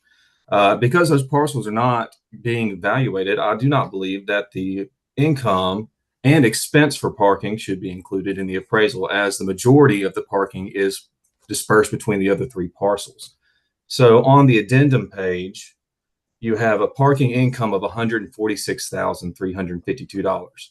I can't break down exactly how much of that is just for this one parcel, 2633 Napoleon, but my assumption is it's negligible, and all the other income, or the majority of the income, is from the other 3 parcels. But there's also an associated cost with parking further down in the expenses at $95,212. If I take those into consideration, that the cost, most of the income and most of the expense from parking are from the other 3 parcels, I shouldn't utilize those incomes and expenses in my income approach. So I reworked it since Monday evening. The effective gross income, instead of being what I had originally at $1,987,735, becomes $1,841,383. And the expenses change as well to take into consideration the expenses for parking. Originally, I had the expenses at $1,174,682. It is now, if I take that parking expense out, it becomes $1,079,470. With these new numbers, it would lead to a new NOI of $671,913. The cap rates would all be the same, and it would indicate a market value of $7,559,000. Rounded to the nearest thousand. I just don't believe that if you're getting income from other parcels and we're contesting this one parcel, that neither the income nor the expenses from that parking should be included in the income approach. Okay. Thank you, Luke. If I may- Questions Yes, from sir. the commission? If I may add, I don't disagree with what Luke is saying. However, our office was not provided with any income information. So our values, our income information came directly from CoStar. Our rents came from CoStar. And we took our cap rate from RERC. And according to CoStar, the property is 20% vacant. So all the information we got from CoStar. We did not receive any actual financials from the taxpayer. So we were not privy to any of that. Okay. Thank you. Questions from the commission? Hearing none, do I hear a motion?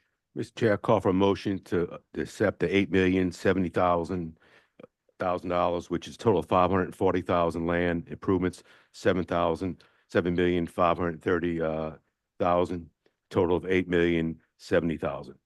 Okay, we have a motion. Is there any discussion on the motion? Any objection to the motion? Hearing none, motion is adopted. Thank you. Thank you.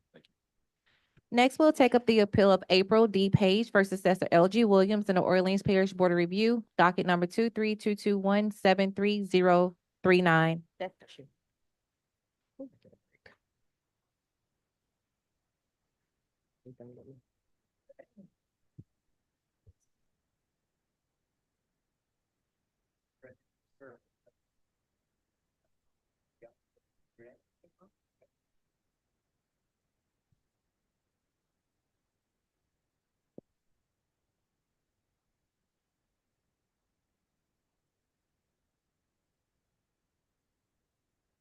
Good morning. You can go ahead. Hi, Christopher Stowe here with April Page. Hi. So we're here on a tax appeal, of 1839 Esplanade Avenue. We understand the Louisiana Tax Commission appraiser is at 700,000 with that at 591 improvement, 108 and 800 on land. The assessor's at 952, so about 150,000 more than that. And what we have here, and I'm going to let Ms. Page speak because she knows her property better than anyone, is the taxpayer here has obtained a independent appraisal that puts the property at not 700,000, but down at 500,000. So I think the taxpayer's prayer would be the 500,000, or on the alternative, the 700,000. I think we're going to speak briefly to two neighboring properties that show assessments well below even that $500,000 mark, one of which is a twin house. We're going to talk a little bit about the appraisal doubling over the course of the 2 4-year appraisal cycles without any major changes to the issues with the subject property. We'll then do condition issues and finish with insurance. So if you want to talk a little bit about. Hi. So basically, I've had my property since 2011. For the past 13 years, my property assessment has been around the same amount, around, oh, you can't hear me? Okay. Okay, so I've had my property for about 13 years now, and there haven't been any major improvements since, well, in 2011 when I first bought the property. So for the past 13 years, my assessment has been around $250,000, at the highest at $360,000. And so in 2024, it jumped up $778,000 up to, it made a $778,000 increase, which was alarming to me. And so, because I hadn't made any type of major improvements, and my neighboring property, which is 1833 Esplanade, both of our properties are built by the same architecture. The architect, back in 1873, they're twin homes, they're identical, square footage is the same, they're both multifamilies, and his property value only increased by $14,000. So I don't understand why all of a sudden mine made this like almost 400% increase, and I hadn't listed my property for sale, I hadn't made any major improvements. If anything, it should have gone down in value because just of little things that have been falling apart all around my house. So I'm just confused, and I pray that the assessment is decreased. And if I just may, so I believe here Ms. Page has submitted as an exhibit the assessment for 1833 Esplanade. That is the literal twin house. If you look at the historic records, exactly the same. Hers is, assessor's asking for 952 on hers. The literal same house in the adjacent lot, the assessor has it only $354,000 with no explanation of the difference. Across the street, so adjacent, but there's a street between them, 1907 Esplanade. It would be the adjoining house except for the street that comes between them.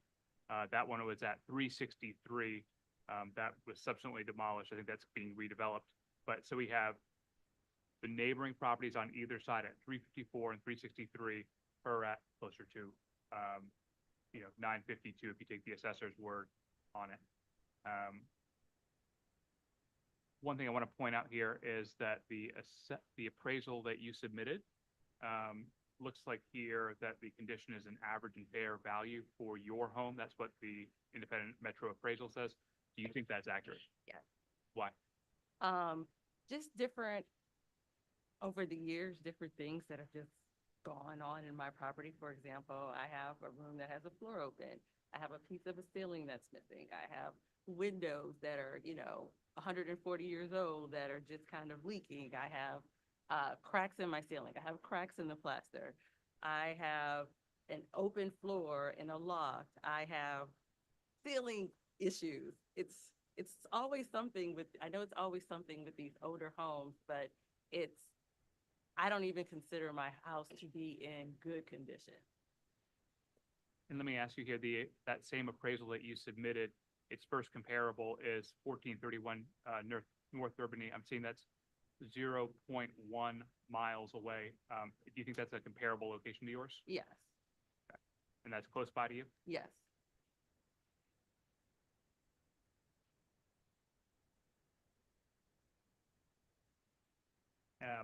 And then just in support here, again, I think our first prayer would be for the 500,000 that they asked for in their independent appraisal, but in the alternative, the tax commission's own appraised value at 700. We'll point out that they got 700 both by gross rent multiplier and by comp, so those are exactly both on point, consistent.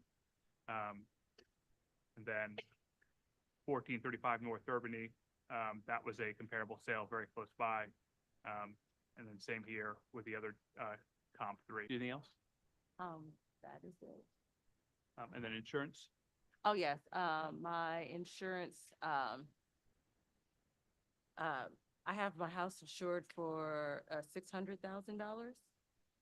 And so, The cost has stayed the same, increased, gone down? my insurance, the actual cost of insurance has increased exponentially because of citizens, but yeah. I think that's it for our affirmative presentation. Thank you. Okay, we'll hear from the assessor's office. Good morning, David Mejia, Orleans Parish Assessor's Office.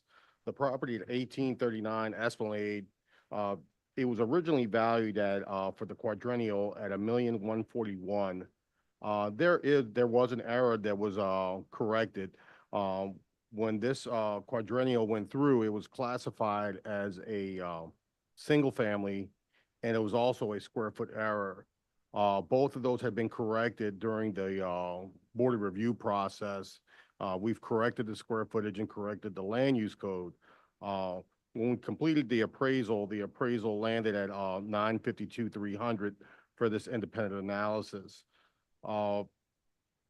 In reviewing the taxpayers' submittal, the adjacent property, it piqued my interest, and I saw her argument and I understood it a bit. It is an identical house. What I come to find out is that there was some evidence submitted on that house for interior conditions that warranted a pretty drastic reduction in value. With that being said, I still think that value is actually kind of low. And then with discussions with the assessor, we're actually opening up a case to investigate that value because we feel that value is too low, but we do feel the taxpayer's value is too high. So we're trying to give some feedback on the adjacent property because it is kind of tricky as well. With that being said, I felt that our $952,300 was still high, and I came up with a revised value of $800,000. I haven't been privy to a $500,000 appraisal, so I don't know anything about it. But there's some moving parts with this one, and just trying to be transparent with everything. That's kind of what's happening with the adjacent property. So my request would be for $800,000, which would be $108,800 on the land, $691,200 on the improvements for a total of $800,000. Thank you, David. We'll hear from Cody. Yes, sir. It's Cody Lowry with the Louisiana Tax Commission. I personally appraised the property at 1839 Esplanade and came to a total market value of $700,000 with an undisputed land value of $108,800 and an improvements valued at $591,200. So it's using the market approach and the income approach. Okay, thank you, Cody. Questions from the commission? Hearing none, do I hear a motion? Mr. Chair, I call for motion to accept the $800,000 that the city has offered, which will be $108,800 on land. Building would be $691,200, total of $800,000. Okay, we have a motion. Is there any discussion on the motion? Any objection to the motion? Hearing none, motion is adopted. Thank you.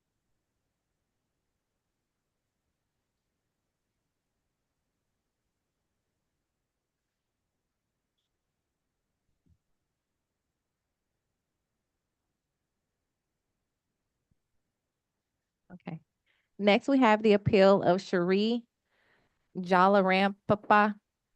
LLC versus Assessor LG Williams and the Orleans Parish Board of Review, docket number 23-221-73177.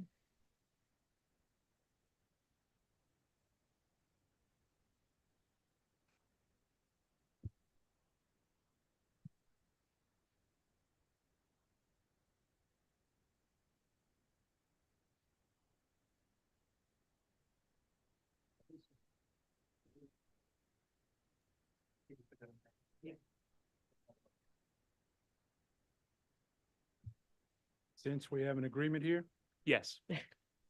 The Fine and Wonderful Tax Commission and I have, Fine and Wonderful Assessor and I have agreed at a $3.6 million compromise valuation. We came in at close to 3 million. The original assessment was 5. I will let the assessor affirm that and state the exact number. New Orleans Assessor's Office. Yes, we originally valued the property during the quadrennial reassessment at $5,838,600. There was not enough evidence, according to the Board of Review hearing officer, to make a reduction. So they affirmed our value at $5,838,600. I did an independent appraisal and came up with, actually $4,148,700. Tax Commission came in at $3,602,000, and we agreed to settle at 3.6 million. So that would be land at 602,500, building at 2,999,500 for a total of 3,602,000. And the taxpayer is okay with that value, 3,602? Y'all said We- 3.6, so let's make sure we stay in the same number. Sorry, can we repeat that again? 3,602,000? Yeah, the Louisiana Tax Commission's appraisal. Yeah. Okay, Correct. And okay, any questions from the commission? Hearing none, I entertain a motion. Yes, Mr. Chairman, I move that we accept the LTC staff appraisal of land at 602,500, improvements at 2,999,500, and a total of 3,602,000. Any discussion on the motion? Any objection? Hearing none, motion is adopted. Good work, Danny. Thank you. Thank you. Okay, next we have the appeal of Trina J. Beck versus Assessor LG Williams and the Orleans Parish Board of Review, docket number 23-221-72155. thank you. Ms. Beck is homeowner out in Lakeview, New Orleans. We've submitted evidence showing that the value is down at the 355 range. More importantly for this one, which I hope is determinative, is that the assessor's office, upon seeing our valuation at the Board of Review, offered us a settlement value at $355,000. We submitted that letter and the indication showing that we had accepted that prior to the Board of Review hearing. As an exhibit here, we accepted that offer on August 28th. The total valuation of the settlement was $355,873. Subsequent to that, the assessor claims that whoever sent that message from his office on the Board of Review website software purportedly didn't have his authority. I would simply ask that the commission hold the assessor to the word. There's no, we accepted it timely. There's no issue with that. So we would kindly request that we enforce that 355 value. Okay, thank you. David? Good morning, once again, David Mahia, Orleans Parish Assessor's Office.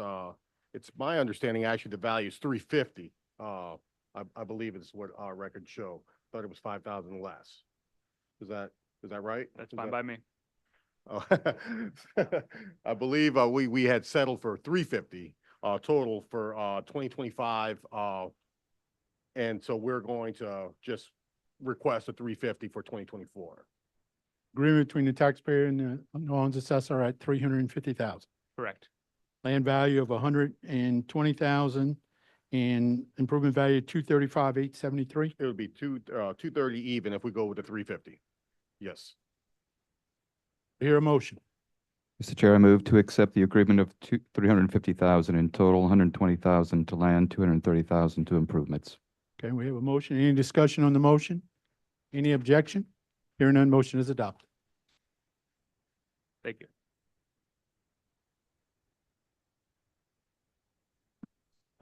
I have several more. I have at least two more. Next, we have the appeal of Pivot Events LLC versus Assessor LG Williams and the Orleans Parish Board of Review, docket number 23221-72156. Taxpayer? I will represent here that our position was that the assessed value should be well under $1 million. We submitted evidence that would support that valuation with the rising costs and how this should be, how that should affect the income approach. However, prior to today's hearing, I'll represent that I understand that we have an agreement with the assessor's office to accept the appraisal value of the Louisiana Tax Commission appraiser at $1 million. And I'll let the assessor confirm that if they can. Yeah. David? David Mejia, Orleans Parish Assessor's Office. Yes, we are in agreement with the 1 million even of the tax commission staff appraiser. Okay, do I hear a motion? Mr. Chairman, I move that we accept the LTC staff appraisal at land at 161,600 and improvements at 338,400 and a total of 1 million. Could be. Okay. Yeah. We have a Eight, mo- I think, Yeah. yeah, I think the numbers were wrong. Yeah. We have a motion. Is there any discussion on the motion? Any objection? Hearing none, motion is adopted. Okay, next we have the appeal of Courthouse LLC versus Assessor LG Williams and the Orleans Parish Board of Review, docket number 23221-72159.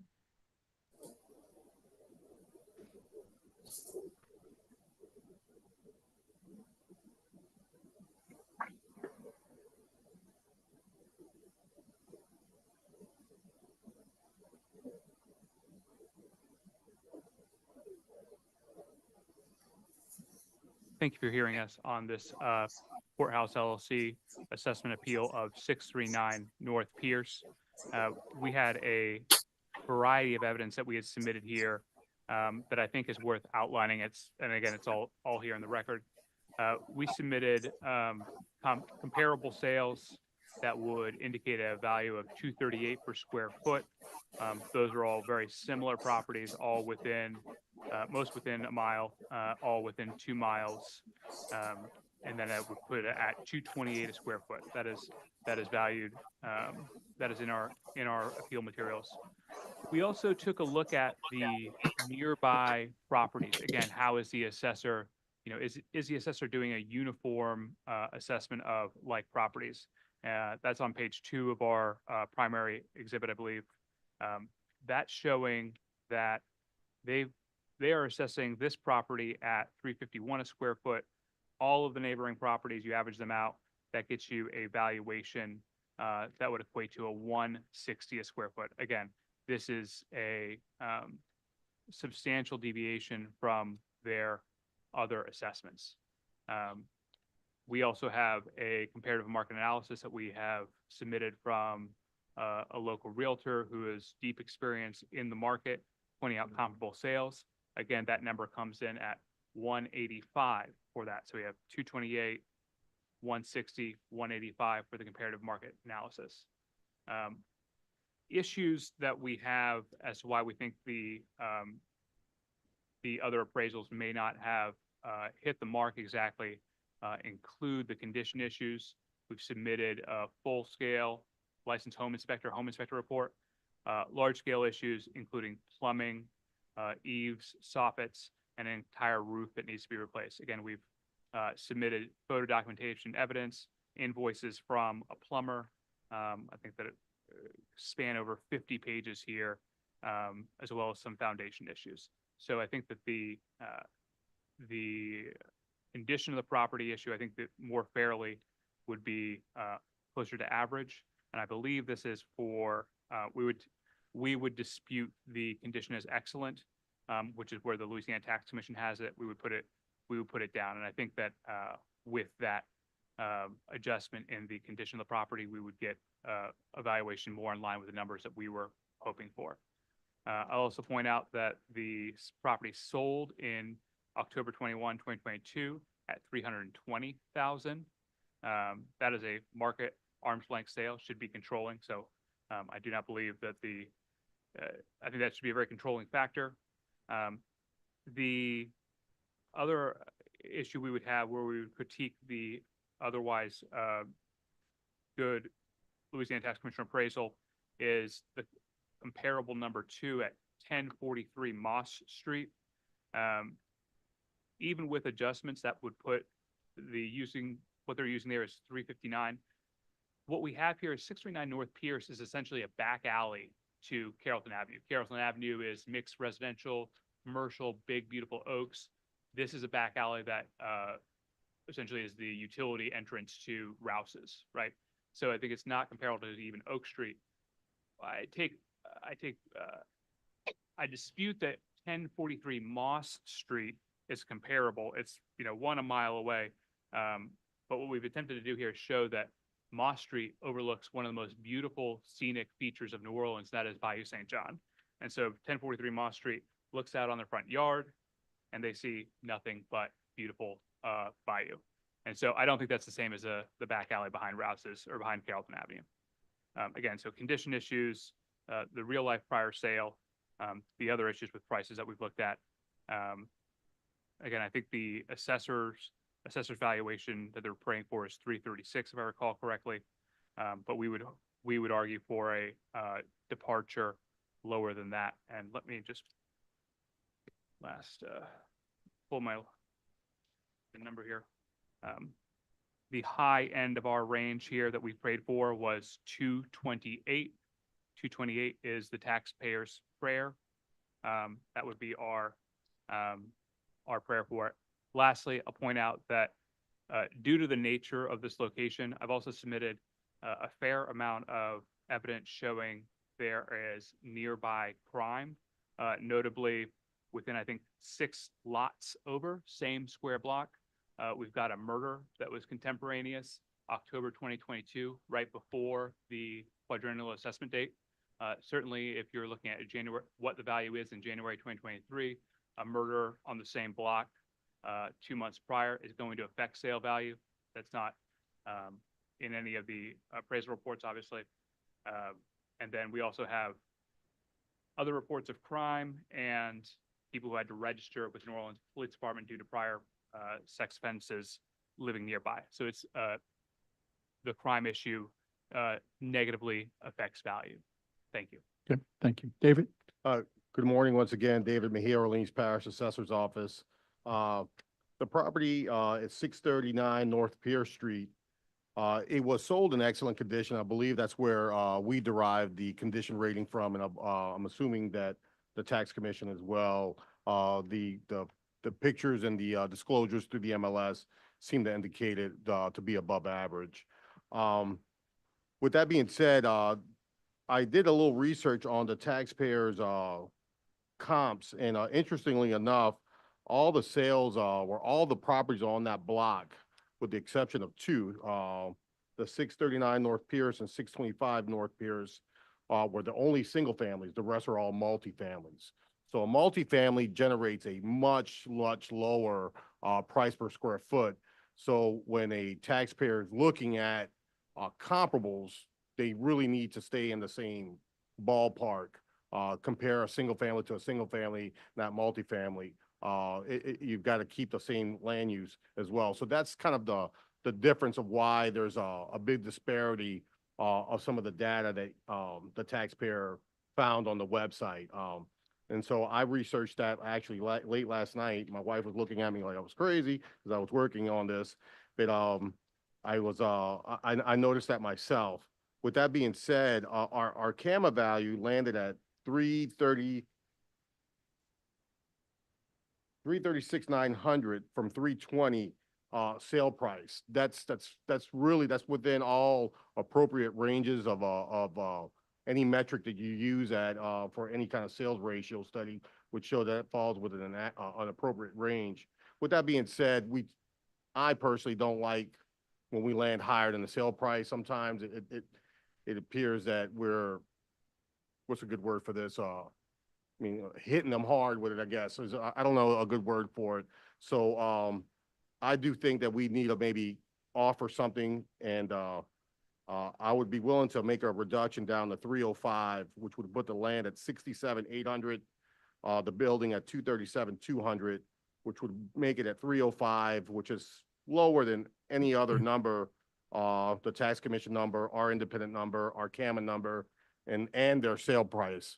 So I feel that I may get labeled a bit of a social worker, but I think is a fair offer. May I respond? I would point out that looking at, I think the McNulty comparative market analysis, I believe, looking at these are not doubles, but regardless. And then I think that the other issue here I wanted to bring up for this one is this to me seems like it is a instance of the sale of the property being an unfair weight, maybe exclusive weight here. But with that, I think that 305 as a compromise offer, I would propose that we accept, and we reach a resolution at 305. Okay. Smart man. We have, yeah. Wondering if you were going to take it with our appraisal much higher. So, okay, we have a settlement between the city and the taxpayer in agreement. Do I hear a motion? Mr. Chair, I move to accept the total of 305,000, 67,800 to land, 237,200 to improvements. We have a motion. Any discussion on the motion? Any objection? Hearing none, motion is adopted.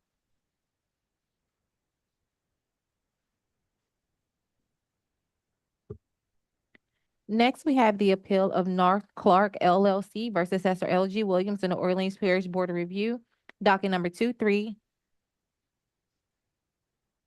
GLB Properties.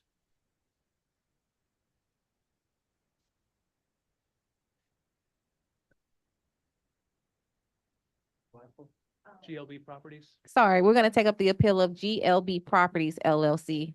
Yes, letter S versus Assessor LG Williams and the Orleans Parish Board of Review, docket number 23-221-76255. We'll hear from the taxpayer. Give me just 30 seconds here.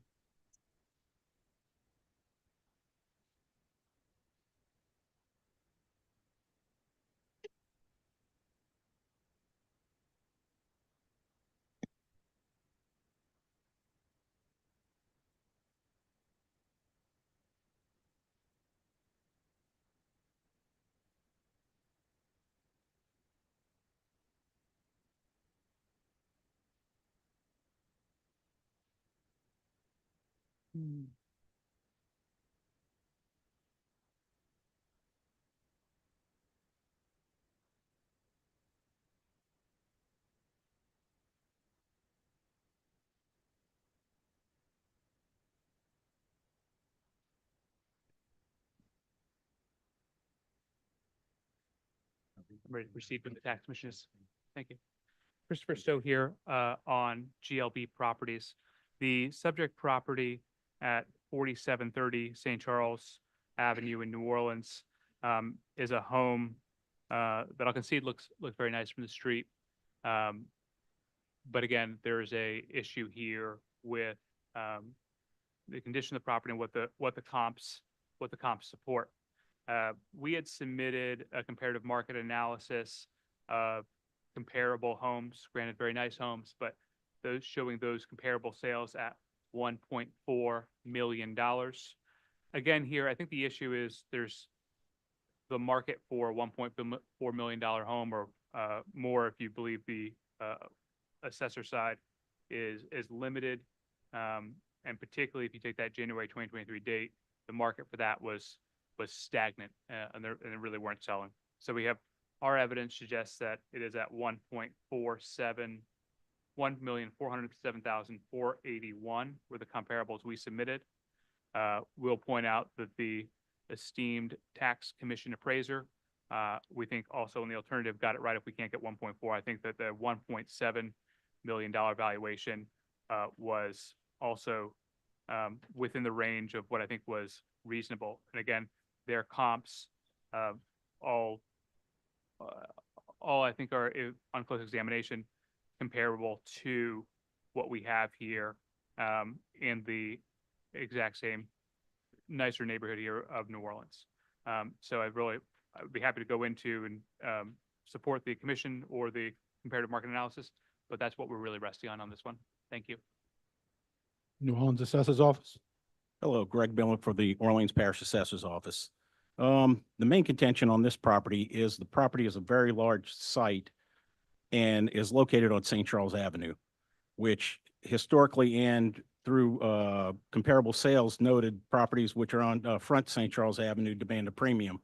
And this is also demonstrated by the land value, which was supported with the Louisiana Tax Commission's appraisal, land value of $1,200,000. If referring to our appraisal, we do have two comparable sales which are on St. Charles Avenue, which support the value or support the adjustments which were made on our appraisal for the location being on St. Charles Avenue. The only contention with the Tax Commission's appraisal, they did not have any properties on St. Charles Avenue. Therefore, the site adjustments being for the size and location were not adequate to demonstrate the location on St. Charles Avenue being on a large lot of 20,000 square feet. And basically that's what our contention is. We'll hear from the LTC appraiser, Randy. Yes, good morning. Randy Harrington on behalf of Reed Huval. Mr. Huval did a sales comparison approach on land and an improved grid. Came out to a $1,200,000 land value.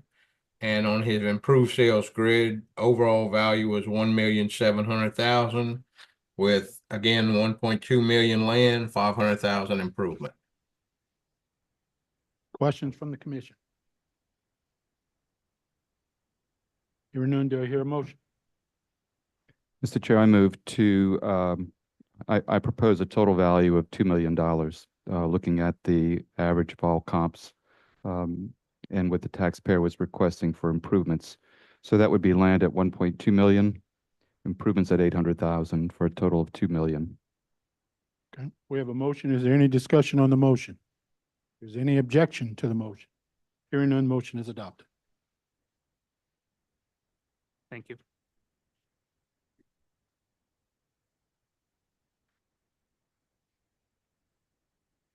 Next, we have the appeal of North Clark LLC versus Assessor L.G. Williams and the Orleans Parish Board of Review, docket number 23-221-72189.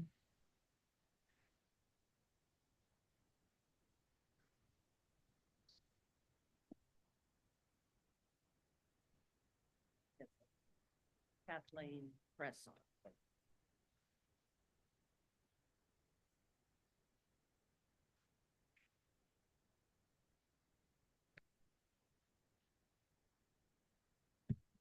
Good morning. Hey, good morning. I thank you for your time today. My name is Kathleen Cresson.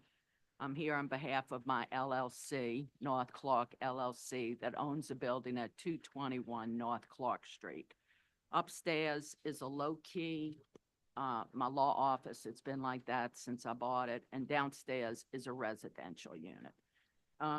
First, I want to start off by saying, initially, I'd contested the land value.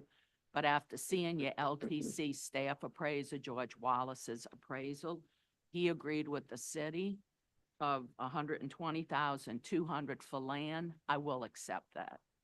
Number two, I also accept George Wallace's appraisal, where he came out to a total of $250,000, the $120,200 for land and $129,800 for the building. Now, what I'm going to do basically is go between my package that I submitted, George's appraisal, and Lisa Ross's report. May I ask you to stick to your documents, your information? We'll let the assessor comment on theirs, and then you can add additional comments. Same thing with George. Well, I could use his values, correct? Okay. You want to cite them, but I don't want you to, George will explain his report. I No, don't I want you to explain. understand, as long as I could use his values. So, so on page 14 of his reconciliation, I accept his value at 250. I do want to point out that, I know the city does have licensed appraisers. Lisa Ross is not a certified licensed appraisal like George Wallace. She is a real estate agent. Like myself, I'm a real estate broker for like almost 40 years. We are not licensed or allowed to do a fee simple appraisal.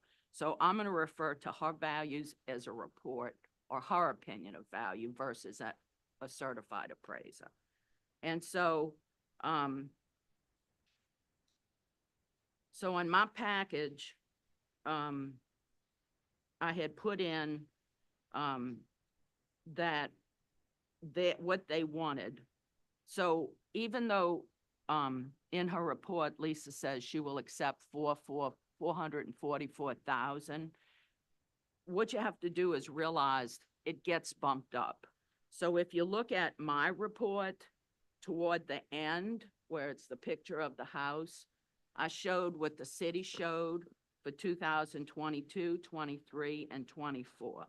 So George Wallace had done the appraisal several years ago. When George Wallace did it, he went inside the building. It has not changed since he did his last appraisal. The city has never come inside the building.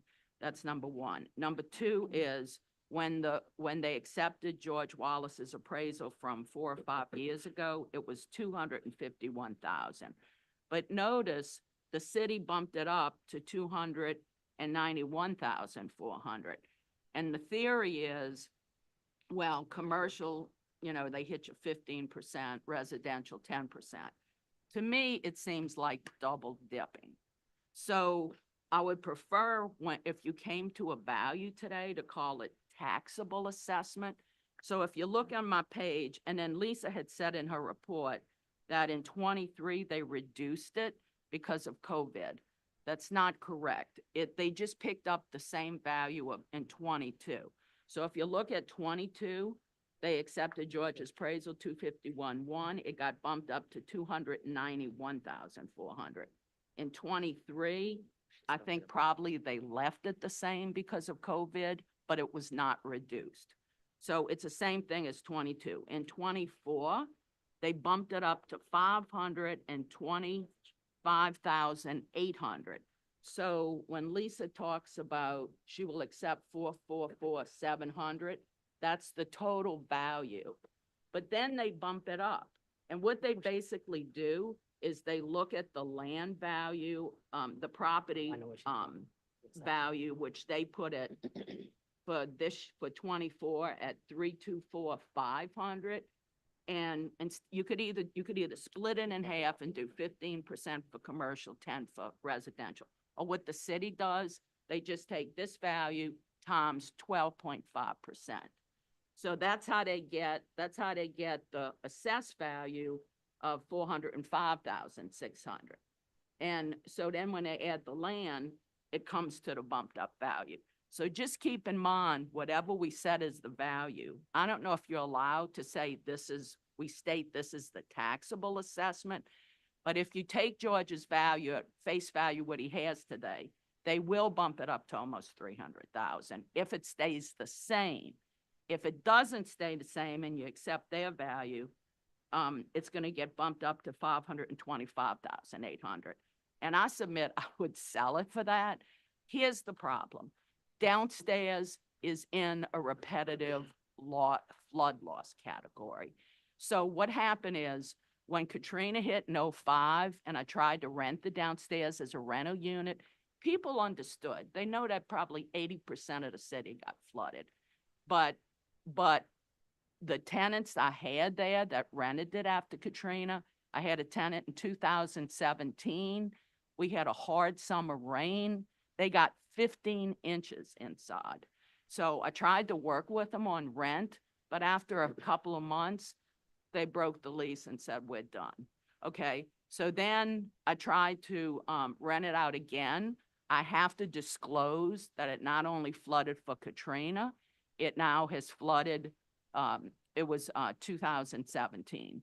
Then come along to, but I couldn't get it rented, okay, because they didn't like that it flooded again. 2019, I had 3 inches inside. Okay, so I didn't have a tenant then because of the repetitive loss once I disclosed it. It flooded again, I think it was Mother's Day, 2019, 3 inches. Okay, I got water in for Ida. Now, luckily, it came in to maybe a third of the living room. I got it worse for Francine. Francine was what, September 11th, 2024. It was worse than Ida. It came in, Ida had just gotten to half of my rug. Francine came in past the rug in the living room. I also had water coming in the back door. I had water coming in through the side in the bathroom. So, and let me tell you what I think has caused that. The city at one time went to the drainage canal and pulled out a car and a half. So we have a problem with the drainage. Then we have a problem with the pumps, the turbines. Oh, we don't have turbine floor. We don't have turbine fund. Oh, our side pumps went out. Yeah, several years ago, the city allowed Sidney Torres to build like, I think it's 29 condos on Bienville. Then they let them on the Lafitte Greenway build like a mini city, building. I think they call it the Lumina. Because he elevated that, what I have observed is the water, on a heavy rain, it floods down, it comes down Bienville, because it's all on Bienville. And then when it hits my street, I could just see the water turning in. So where it comes in, it starts in the front. And I think it's just not going to get better. It's going to get worse. But now I have a repetitive flood loss. So I had flood insurance when I got 15 inches. When I got 3 inches, I didn't even make a flood claim because I didn't want my premiums to go up. Despite that I didn't even make a flood claim, the next year I get a premium notice of $11,000 a year. I cannot afford that. I could not justify that. Today it would probably be $22,000. So I just don't have flood insurance. Because upstairs is a low-key commercial, the commercial insurance is out of sight. I don't have commercial insurance. I'm basically insured by God, okay? So every time there's a flood watch, like yesterday, you just hold your breath. I have to peek. Basically, what I'm using the downstairs as is storage. I have my tools there because I have a property next door. I also service my building. Some of the stuff I do myself. Even when I get people, I use my tools. So every time there's a flood watch, everything has to come up. So I'm basically using downstairs as storage because I'll bring people over that'll see my property next door at Iberville, and I'll say, let me show you another option. I said, the only problem is it's got a propensity for flooding. Well, and I even put some beds in thinking if I furnished it, they wouldn't lose their furniture. I'd lose mine. They don't even want to talk about it. When did it flood last? Well, let me think. Francine, I got water in. Ida, I got water in.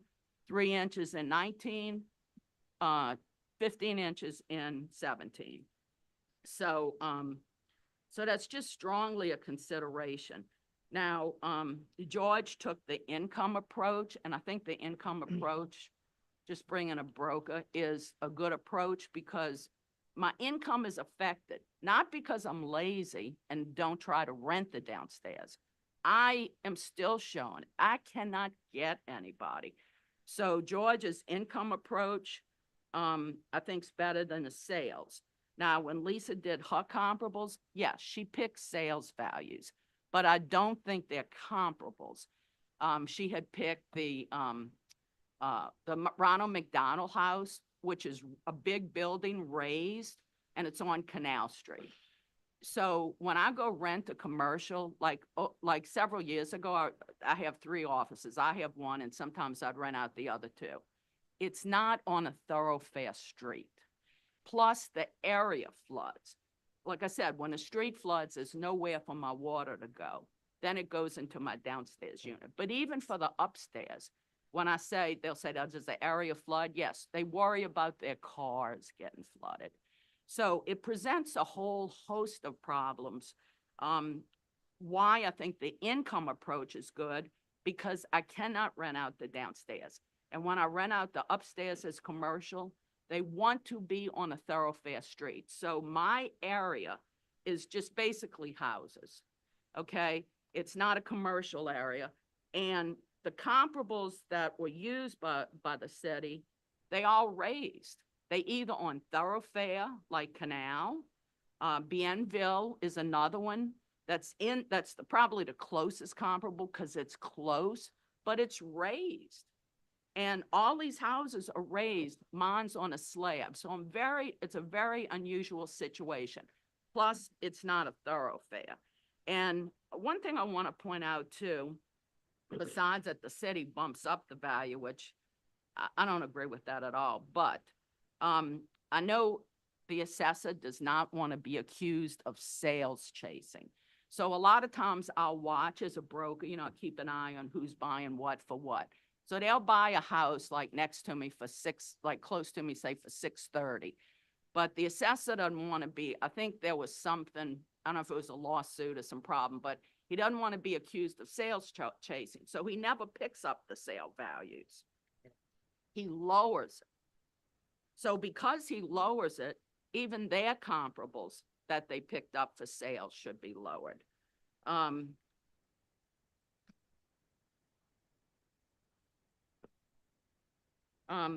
The closest value that Lisa had used was for her income approach was $330,400. And then I've never seen this done. I find it highly unusual. Then she discounted it 50%. So she came out with a value, and she can explain it, of $165,700. I will accept that. I will accept the total value of this property is $165,700. George preferred the income approach. She equally weighted sales and income. Now, what I don't understand is when she did the sales, she actually, the comparables she picked, she got to like 731,000. Then she discounted that. So her comparables were not really comparables.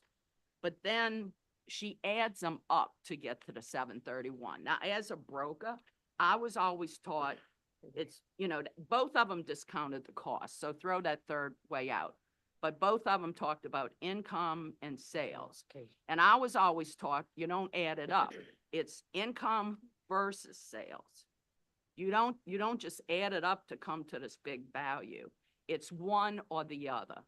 So she equally weighted it and added it up, which I find it highly unusual. That's on a page where she comes to 555,800.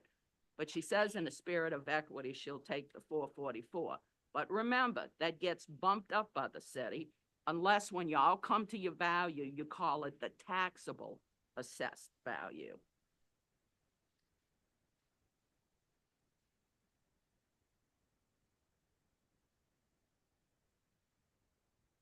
Anything else, ma'am? Let me just double check.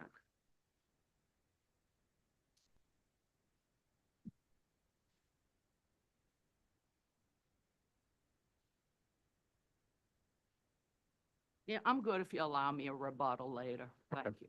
Moving on to the City of New Orleans Assessors Office. Good morning again. It's Lisa Ross with the Orleans Parish Assessor's Office. The first thing I want to put on the record, I want to address two things that was mentioned by Ms. Cresson. No, I am not a certified appraiser, but I do not have to be to do valuations for the Assessor's Office. However, I am certified by IAAO and I hold 2 designations, which means I am well qualified to do these valuations. The next thing I want to address is the term she's using of bump up. This is a mixed use property.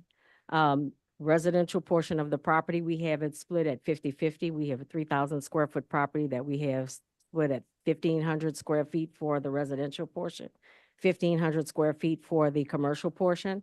As you are well aware, the improvements for the commercial buildings are, are assessed at 15% and residential is at 10%. That is not our rule. We don't make that up at the assessor's office. That is a state rule. And everybody in the state abides by that. So we're not bumping up her value. We come to a value and we assess it properly based on the use of the property. I will say that our original assessment of 444,700 was affirmed by the Board of Review. I did an independent appraisal. I did not discount any approach to value. That was a reconciled value where I weighted each valuation approach evenly. The income approach did land at $330,400. However, I weighted it equally with the sales comparison approach. I did not add up the comparables. I weighted those, I allocated those to come up with a final value of the, based on sales comparison approach for $781,200. The reason I weighted them both equally is because after speaking with the taxpayer, she stated that she does not rent the top portion. She's always used it as her law office. I did search the MLS for lease listings for the bottom portion. I saw no history of that unless she's using a different address that I'm not aware of. I did not see where, I'm not saying that she hasn't tried. I saw nothing in the MLS. Being that she's a broker and a real estate agent, she has access, and we all know that the best way to advertise something for sale or rent is to use any available method of solicitation, and the MLS is a great one. When I did the income approach, I found that commercial rents ranged from $17 to $21 a square foot. I used the mid-range of $19. However, for the residential, because it does flood, I used the lower end. I had a range of 89 cents a square foot to $1.68. I used the lower end of that because she did say it had a propensity to flood. I took that into consideration.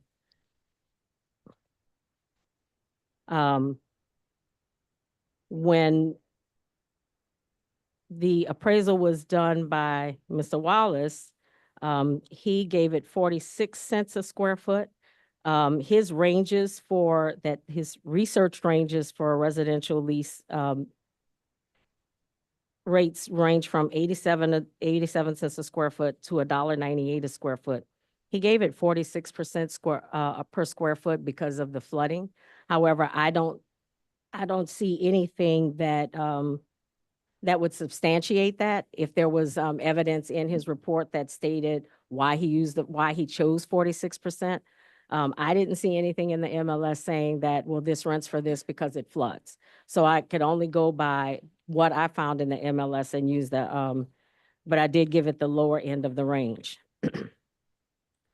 I did, in the sales comparison approach, we do have one common comparable, and that's 3816 Bienville. These are all mixed-use properties. Most of these places, most of these areas flood. The streets flood in quite a bit of New Orleans as of late. I see 1520 North Broad was chosen by the LTC appraiser, also floods on 1520 North Broad.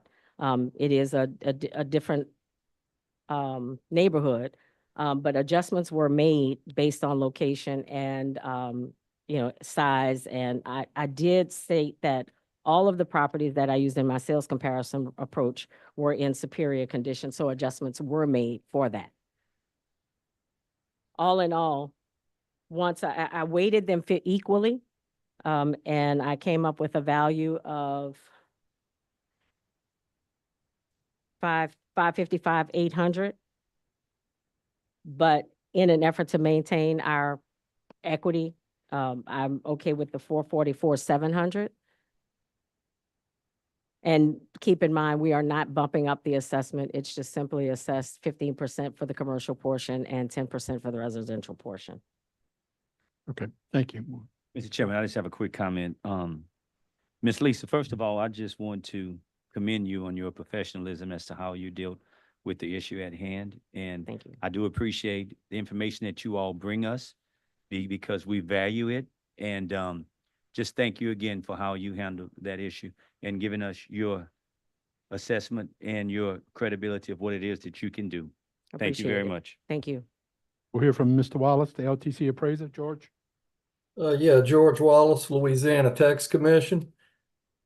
I appraised the property at 221 North Clark Street on September 5th of 2024. Had an estimated land value at $120,200. I did do a sales comparison approach and came in at a value of $337,000. I did an income approach and had an estimated value of $250,000. I put most weight on the income approach and had a final value of $250,000, $120,200 for the land, $129,800 for the improvements. I really don't have a lot of comments on it's not an appraisal, but on their report that was done by the assessor's office. We did have the common comp 2 that they had. I didn't do a lot of research on it either, but it is an established coffee shop. I feel like it was superior.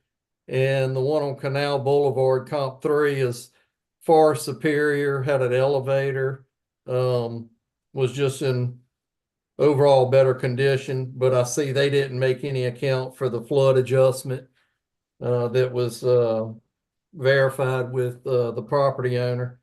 And I do note that our income approach, they're a little bit closer in range. They're at $330,400 and I'm at $250,000, which is a lot closer. The only other thing too is their final reconciliation is a pretty large range. They have an income approach of $330,400 and they have a sales comparison of $781,000. That's a pretty substantial range between the approaches of value, and it's a little I just don't see this a lot. I'm not saying that it's wrong, but to take the income approach and do 50% and then take sales comparison and do 50% and then add them together to come up to a value is a little to me a little questionable. But otherwise I stand by my number at the $250,000. Okay, thank you, George. Questions from the commission? If I may add, isn't that how reconciliation Look, works? we're gonna stop. Okay, This is, thank you. now we're getting into, let's call each other names and criticize. Stick to the facts of the appeal. If it's a comment about a question or a number, address it. We're not gonna get into personal animosity or personal sentiment. So let's stick to the fact. Questions from the commission? Hearing none, do I hear a motion? Mr. Chair, I'll make a motion. I'm gonna do the average of the two income approaches. And so the market value is $291,000 total. That's $120,200 for the land and $170,800 for the improvement.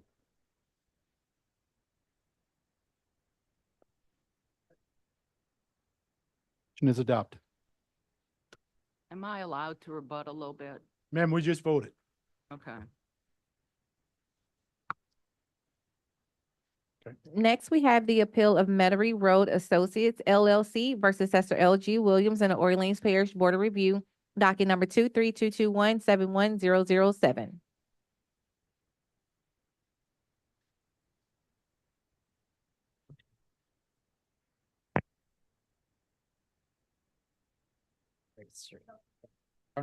New Orleans Assessor's Office? Good morning, Lisa Ross again. This property is 624 Ray Street. Let's see. We originally assessed the building at $832,500.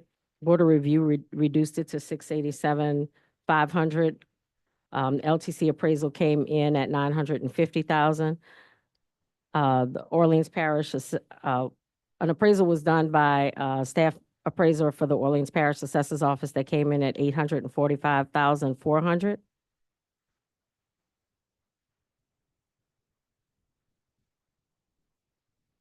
Our prayer,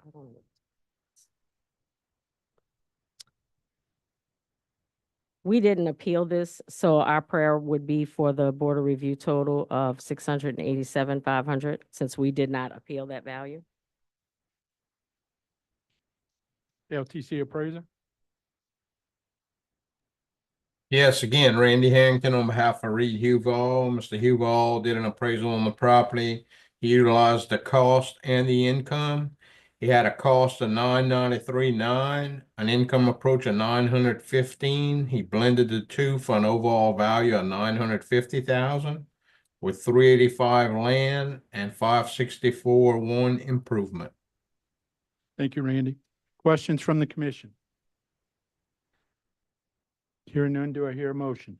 The chair, I would motion to accept the Board of Review's valuation of $687,500, which is $385,900 land, $301,600 improvements, total of $687,500. Okay, we have a motion. Is there any discussion on the motion? Any objection?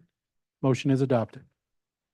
Next, we have the appeal of Coupe Incorporated versus Assessor L.G. Williams in the Orleans Parish Board of Review, docket number 23-221-71141. No taxpayer will hear from the assessor's office. Good morning. 717 Camp was originally valued by our office at $1,903,900. It was affirmed by the Board of Review. Independent appraisal was done by the LTC appraiser at a value of $1,705,000. There was an independent appraisal done by a staff appraiser at the Orleans Parish Assessor's Office that rendered a value of $1,915,400. Our prayer is to affirm our value at $1,903,900. We'll hear from George, LTC appraiser. Yes, sir. Sorry about that. Can you hear me? Yes. Yes. Yes, okay, I apologize for that. Yeah, George Wallace, I appraised the property at 717 Camp. The land value was contested, although it is supported at the 253,800.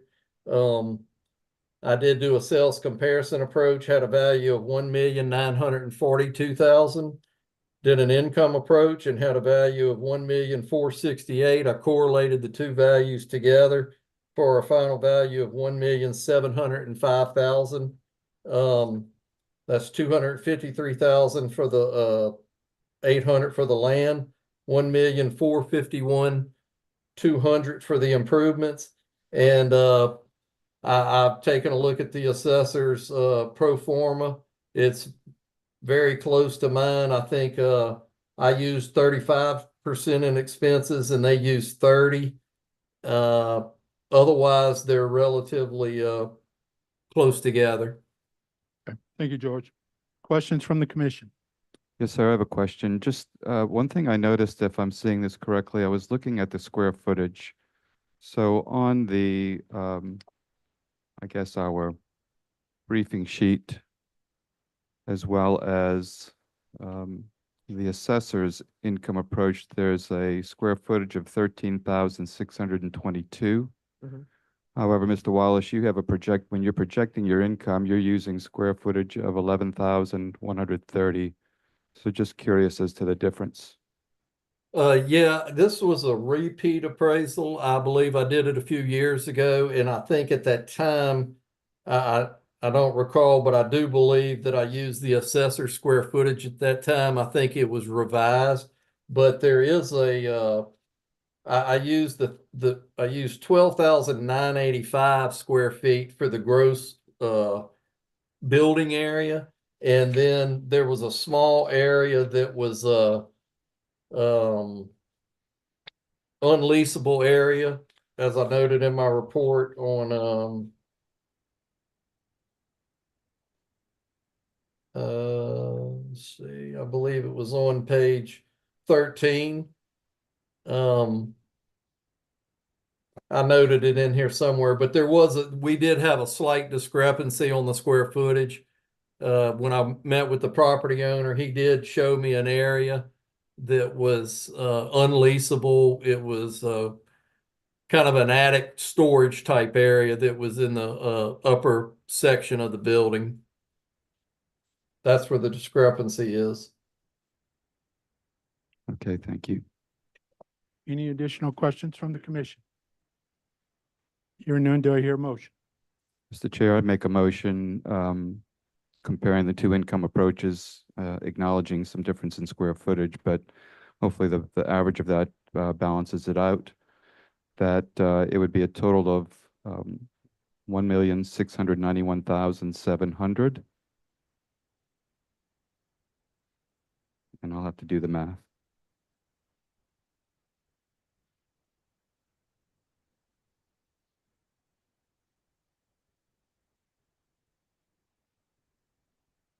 It should be 253,800 for the land, 1,437,900 for improvements. Okay, we have a motion. Is there any discussion on the motion? Any objection to the motion? Hearing none, motion is adopted.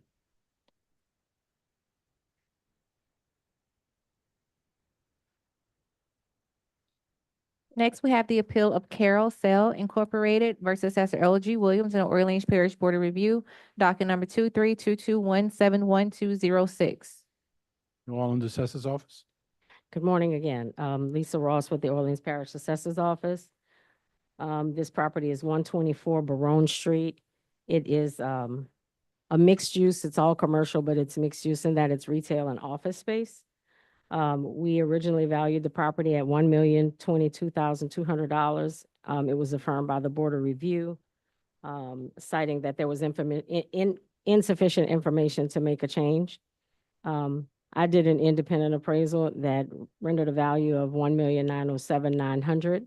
The tax commission appraisal landed at $799,000.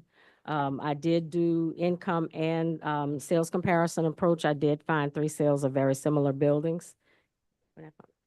I did find 3 sales of very similar buildings in the area, and it landed me at a sales comparison approach at $13,700. This building, I believe, is vacant, so I weighted the sales comparison approach heavier than I did the income approach, and landed at, this is not the right. Yep, that's it.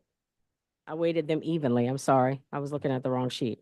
I weighted them evenly and landed at a value of $1,907,100. Thank you. We'll hear from the LTC appraiser. George? Yes, sir. Again, George Wallace. I appraised the property at 124 Barone. The land was contested on this one as well, although it's supported at $367,300. I did do a cost approach just for support of the other approaches that I considered. It had a value of $794,000. The income approach, I came in at $799,000, which is what I relied upon, with the land value of $367,300 and $431,700. And I'll answer any questions you might have. Thank you, George. Questions from the commission? Hearing none, do I hear a motion? Mr. Chair, I'd like to make a motion to settle on a total value of $800,000. Both income approaches was $800,000. So $800,000 for the total value. Land value is $367,300. The improvement value is $432,700. Okay, we have a motion. Is there any discussion on the motion? Any objection to the motion? Hearing none, motion is adopted. Okay, I do believe this is our final appeal of the day. Appeal of Assessor LG Williams versus Successful Endeavors in the Orleans Parish Board of Review, docket number 2322176225. Good morning. This property is 3400 South Claiborne. It is a mixed-use building that has several retail shops, and I believe some, let me find my information on that.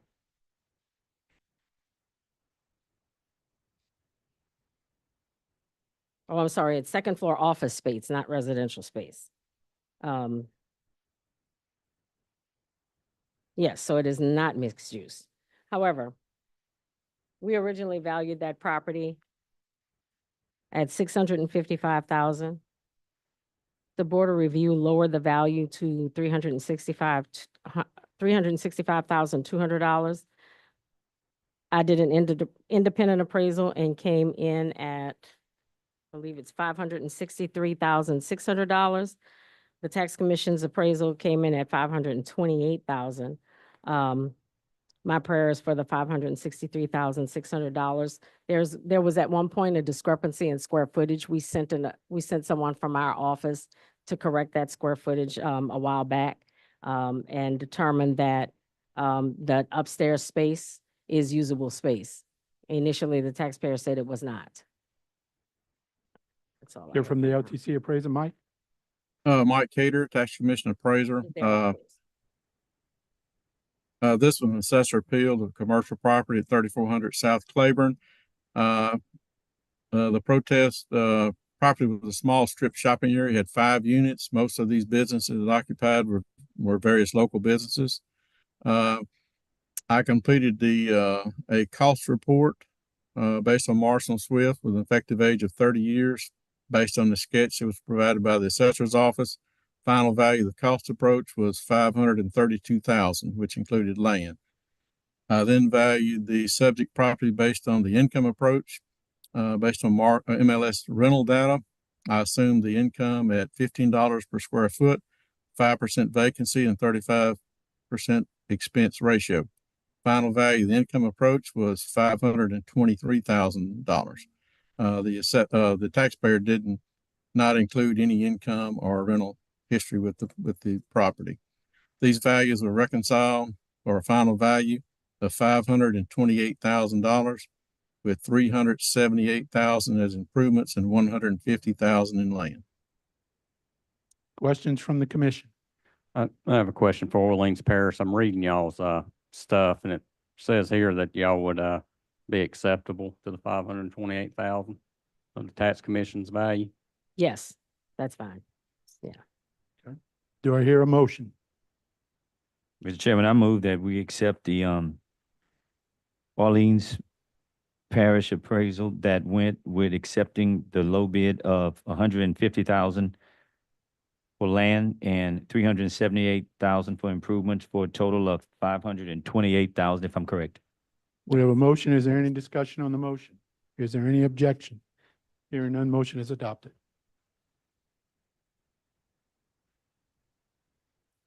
Is there any other business to come before the commission? Before we adjourn, I want to echo what Commissioner Guidry said. Ms. Lisa, we thank you for your professionalism and the way you handle yourself. And I apologize. I should have stopped that discussion sooner. No, So that's okay. That's on me. But thank you. That's okay. Thank That's you. I appreciate that. Me, no other business. I hear a motion to adjourn. Mr. Chair, call for a motion to adjourn. Okay. Is there a motion? Any objection to the motion? Any discussion? Hearing none, we adjourn at 11:52 a.m.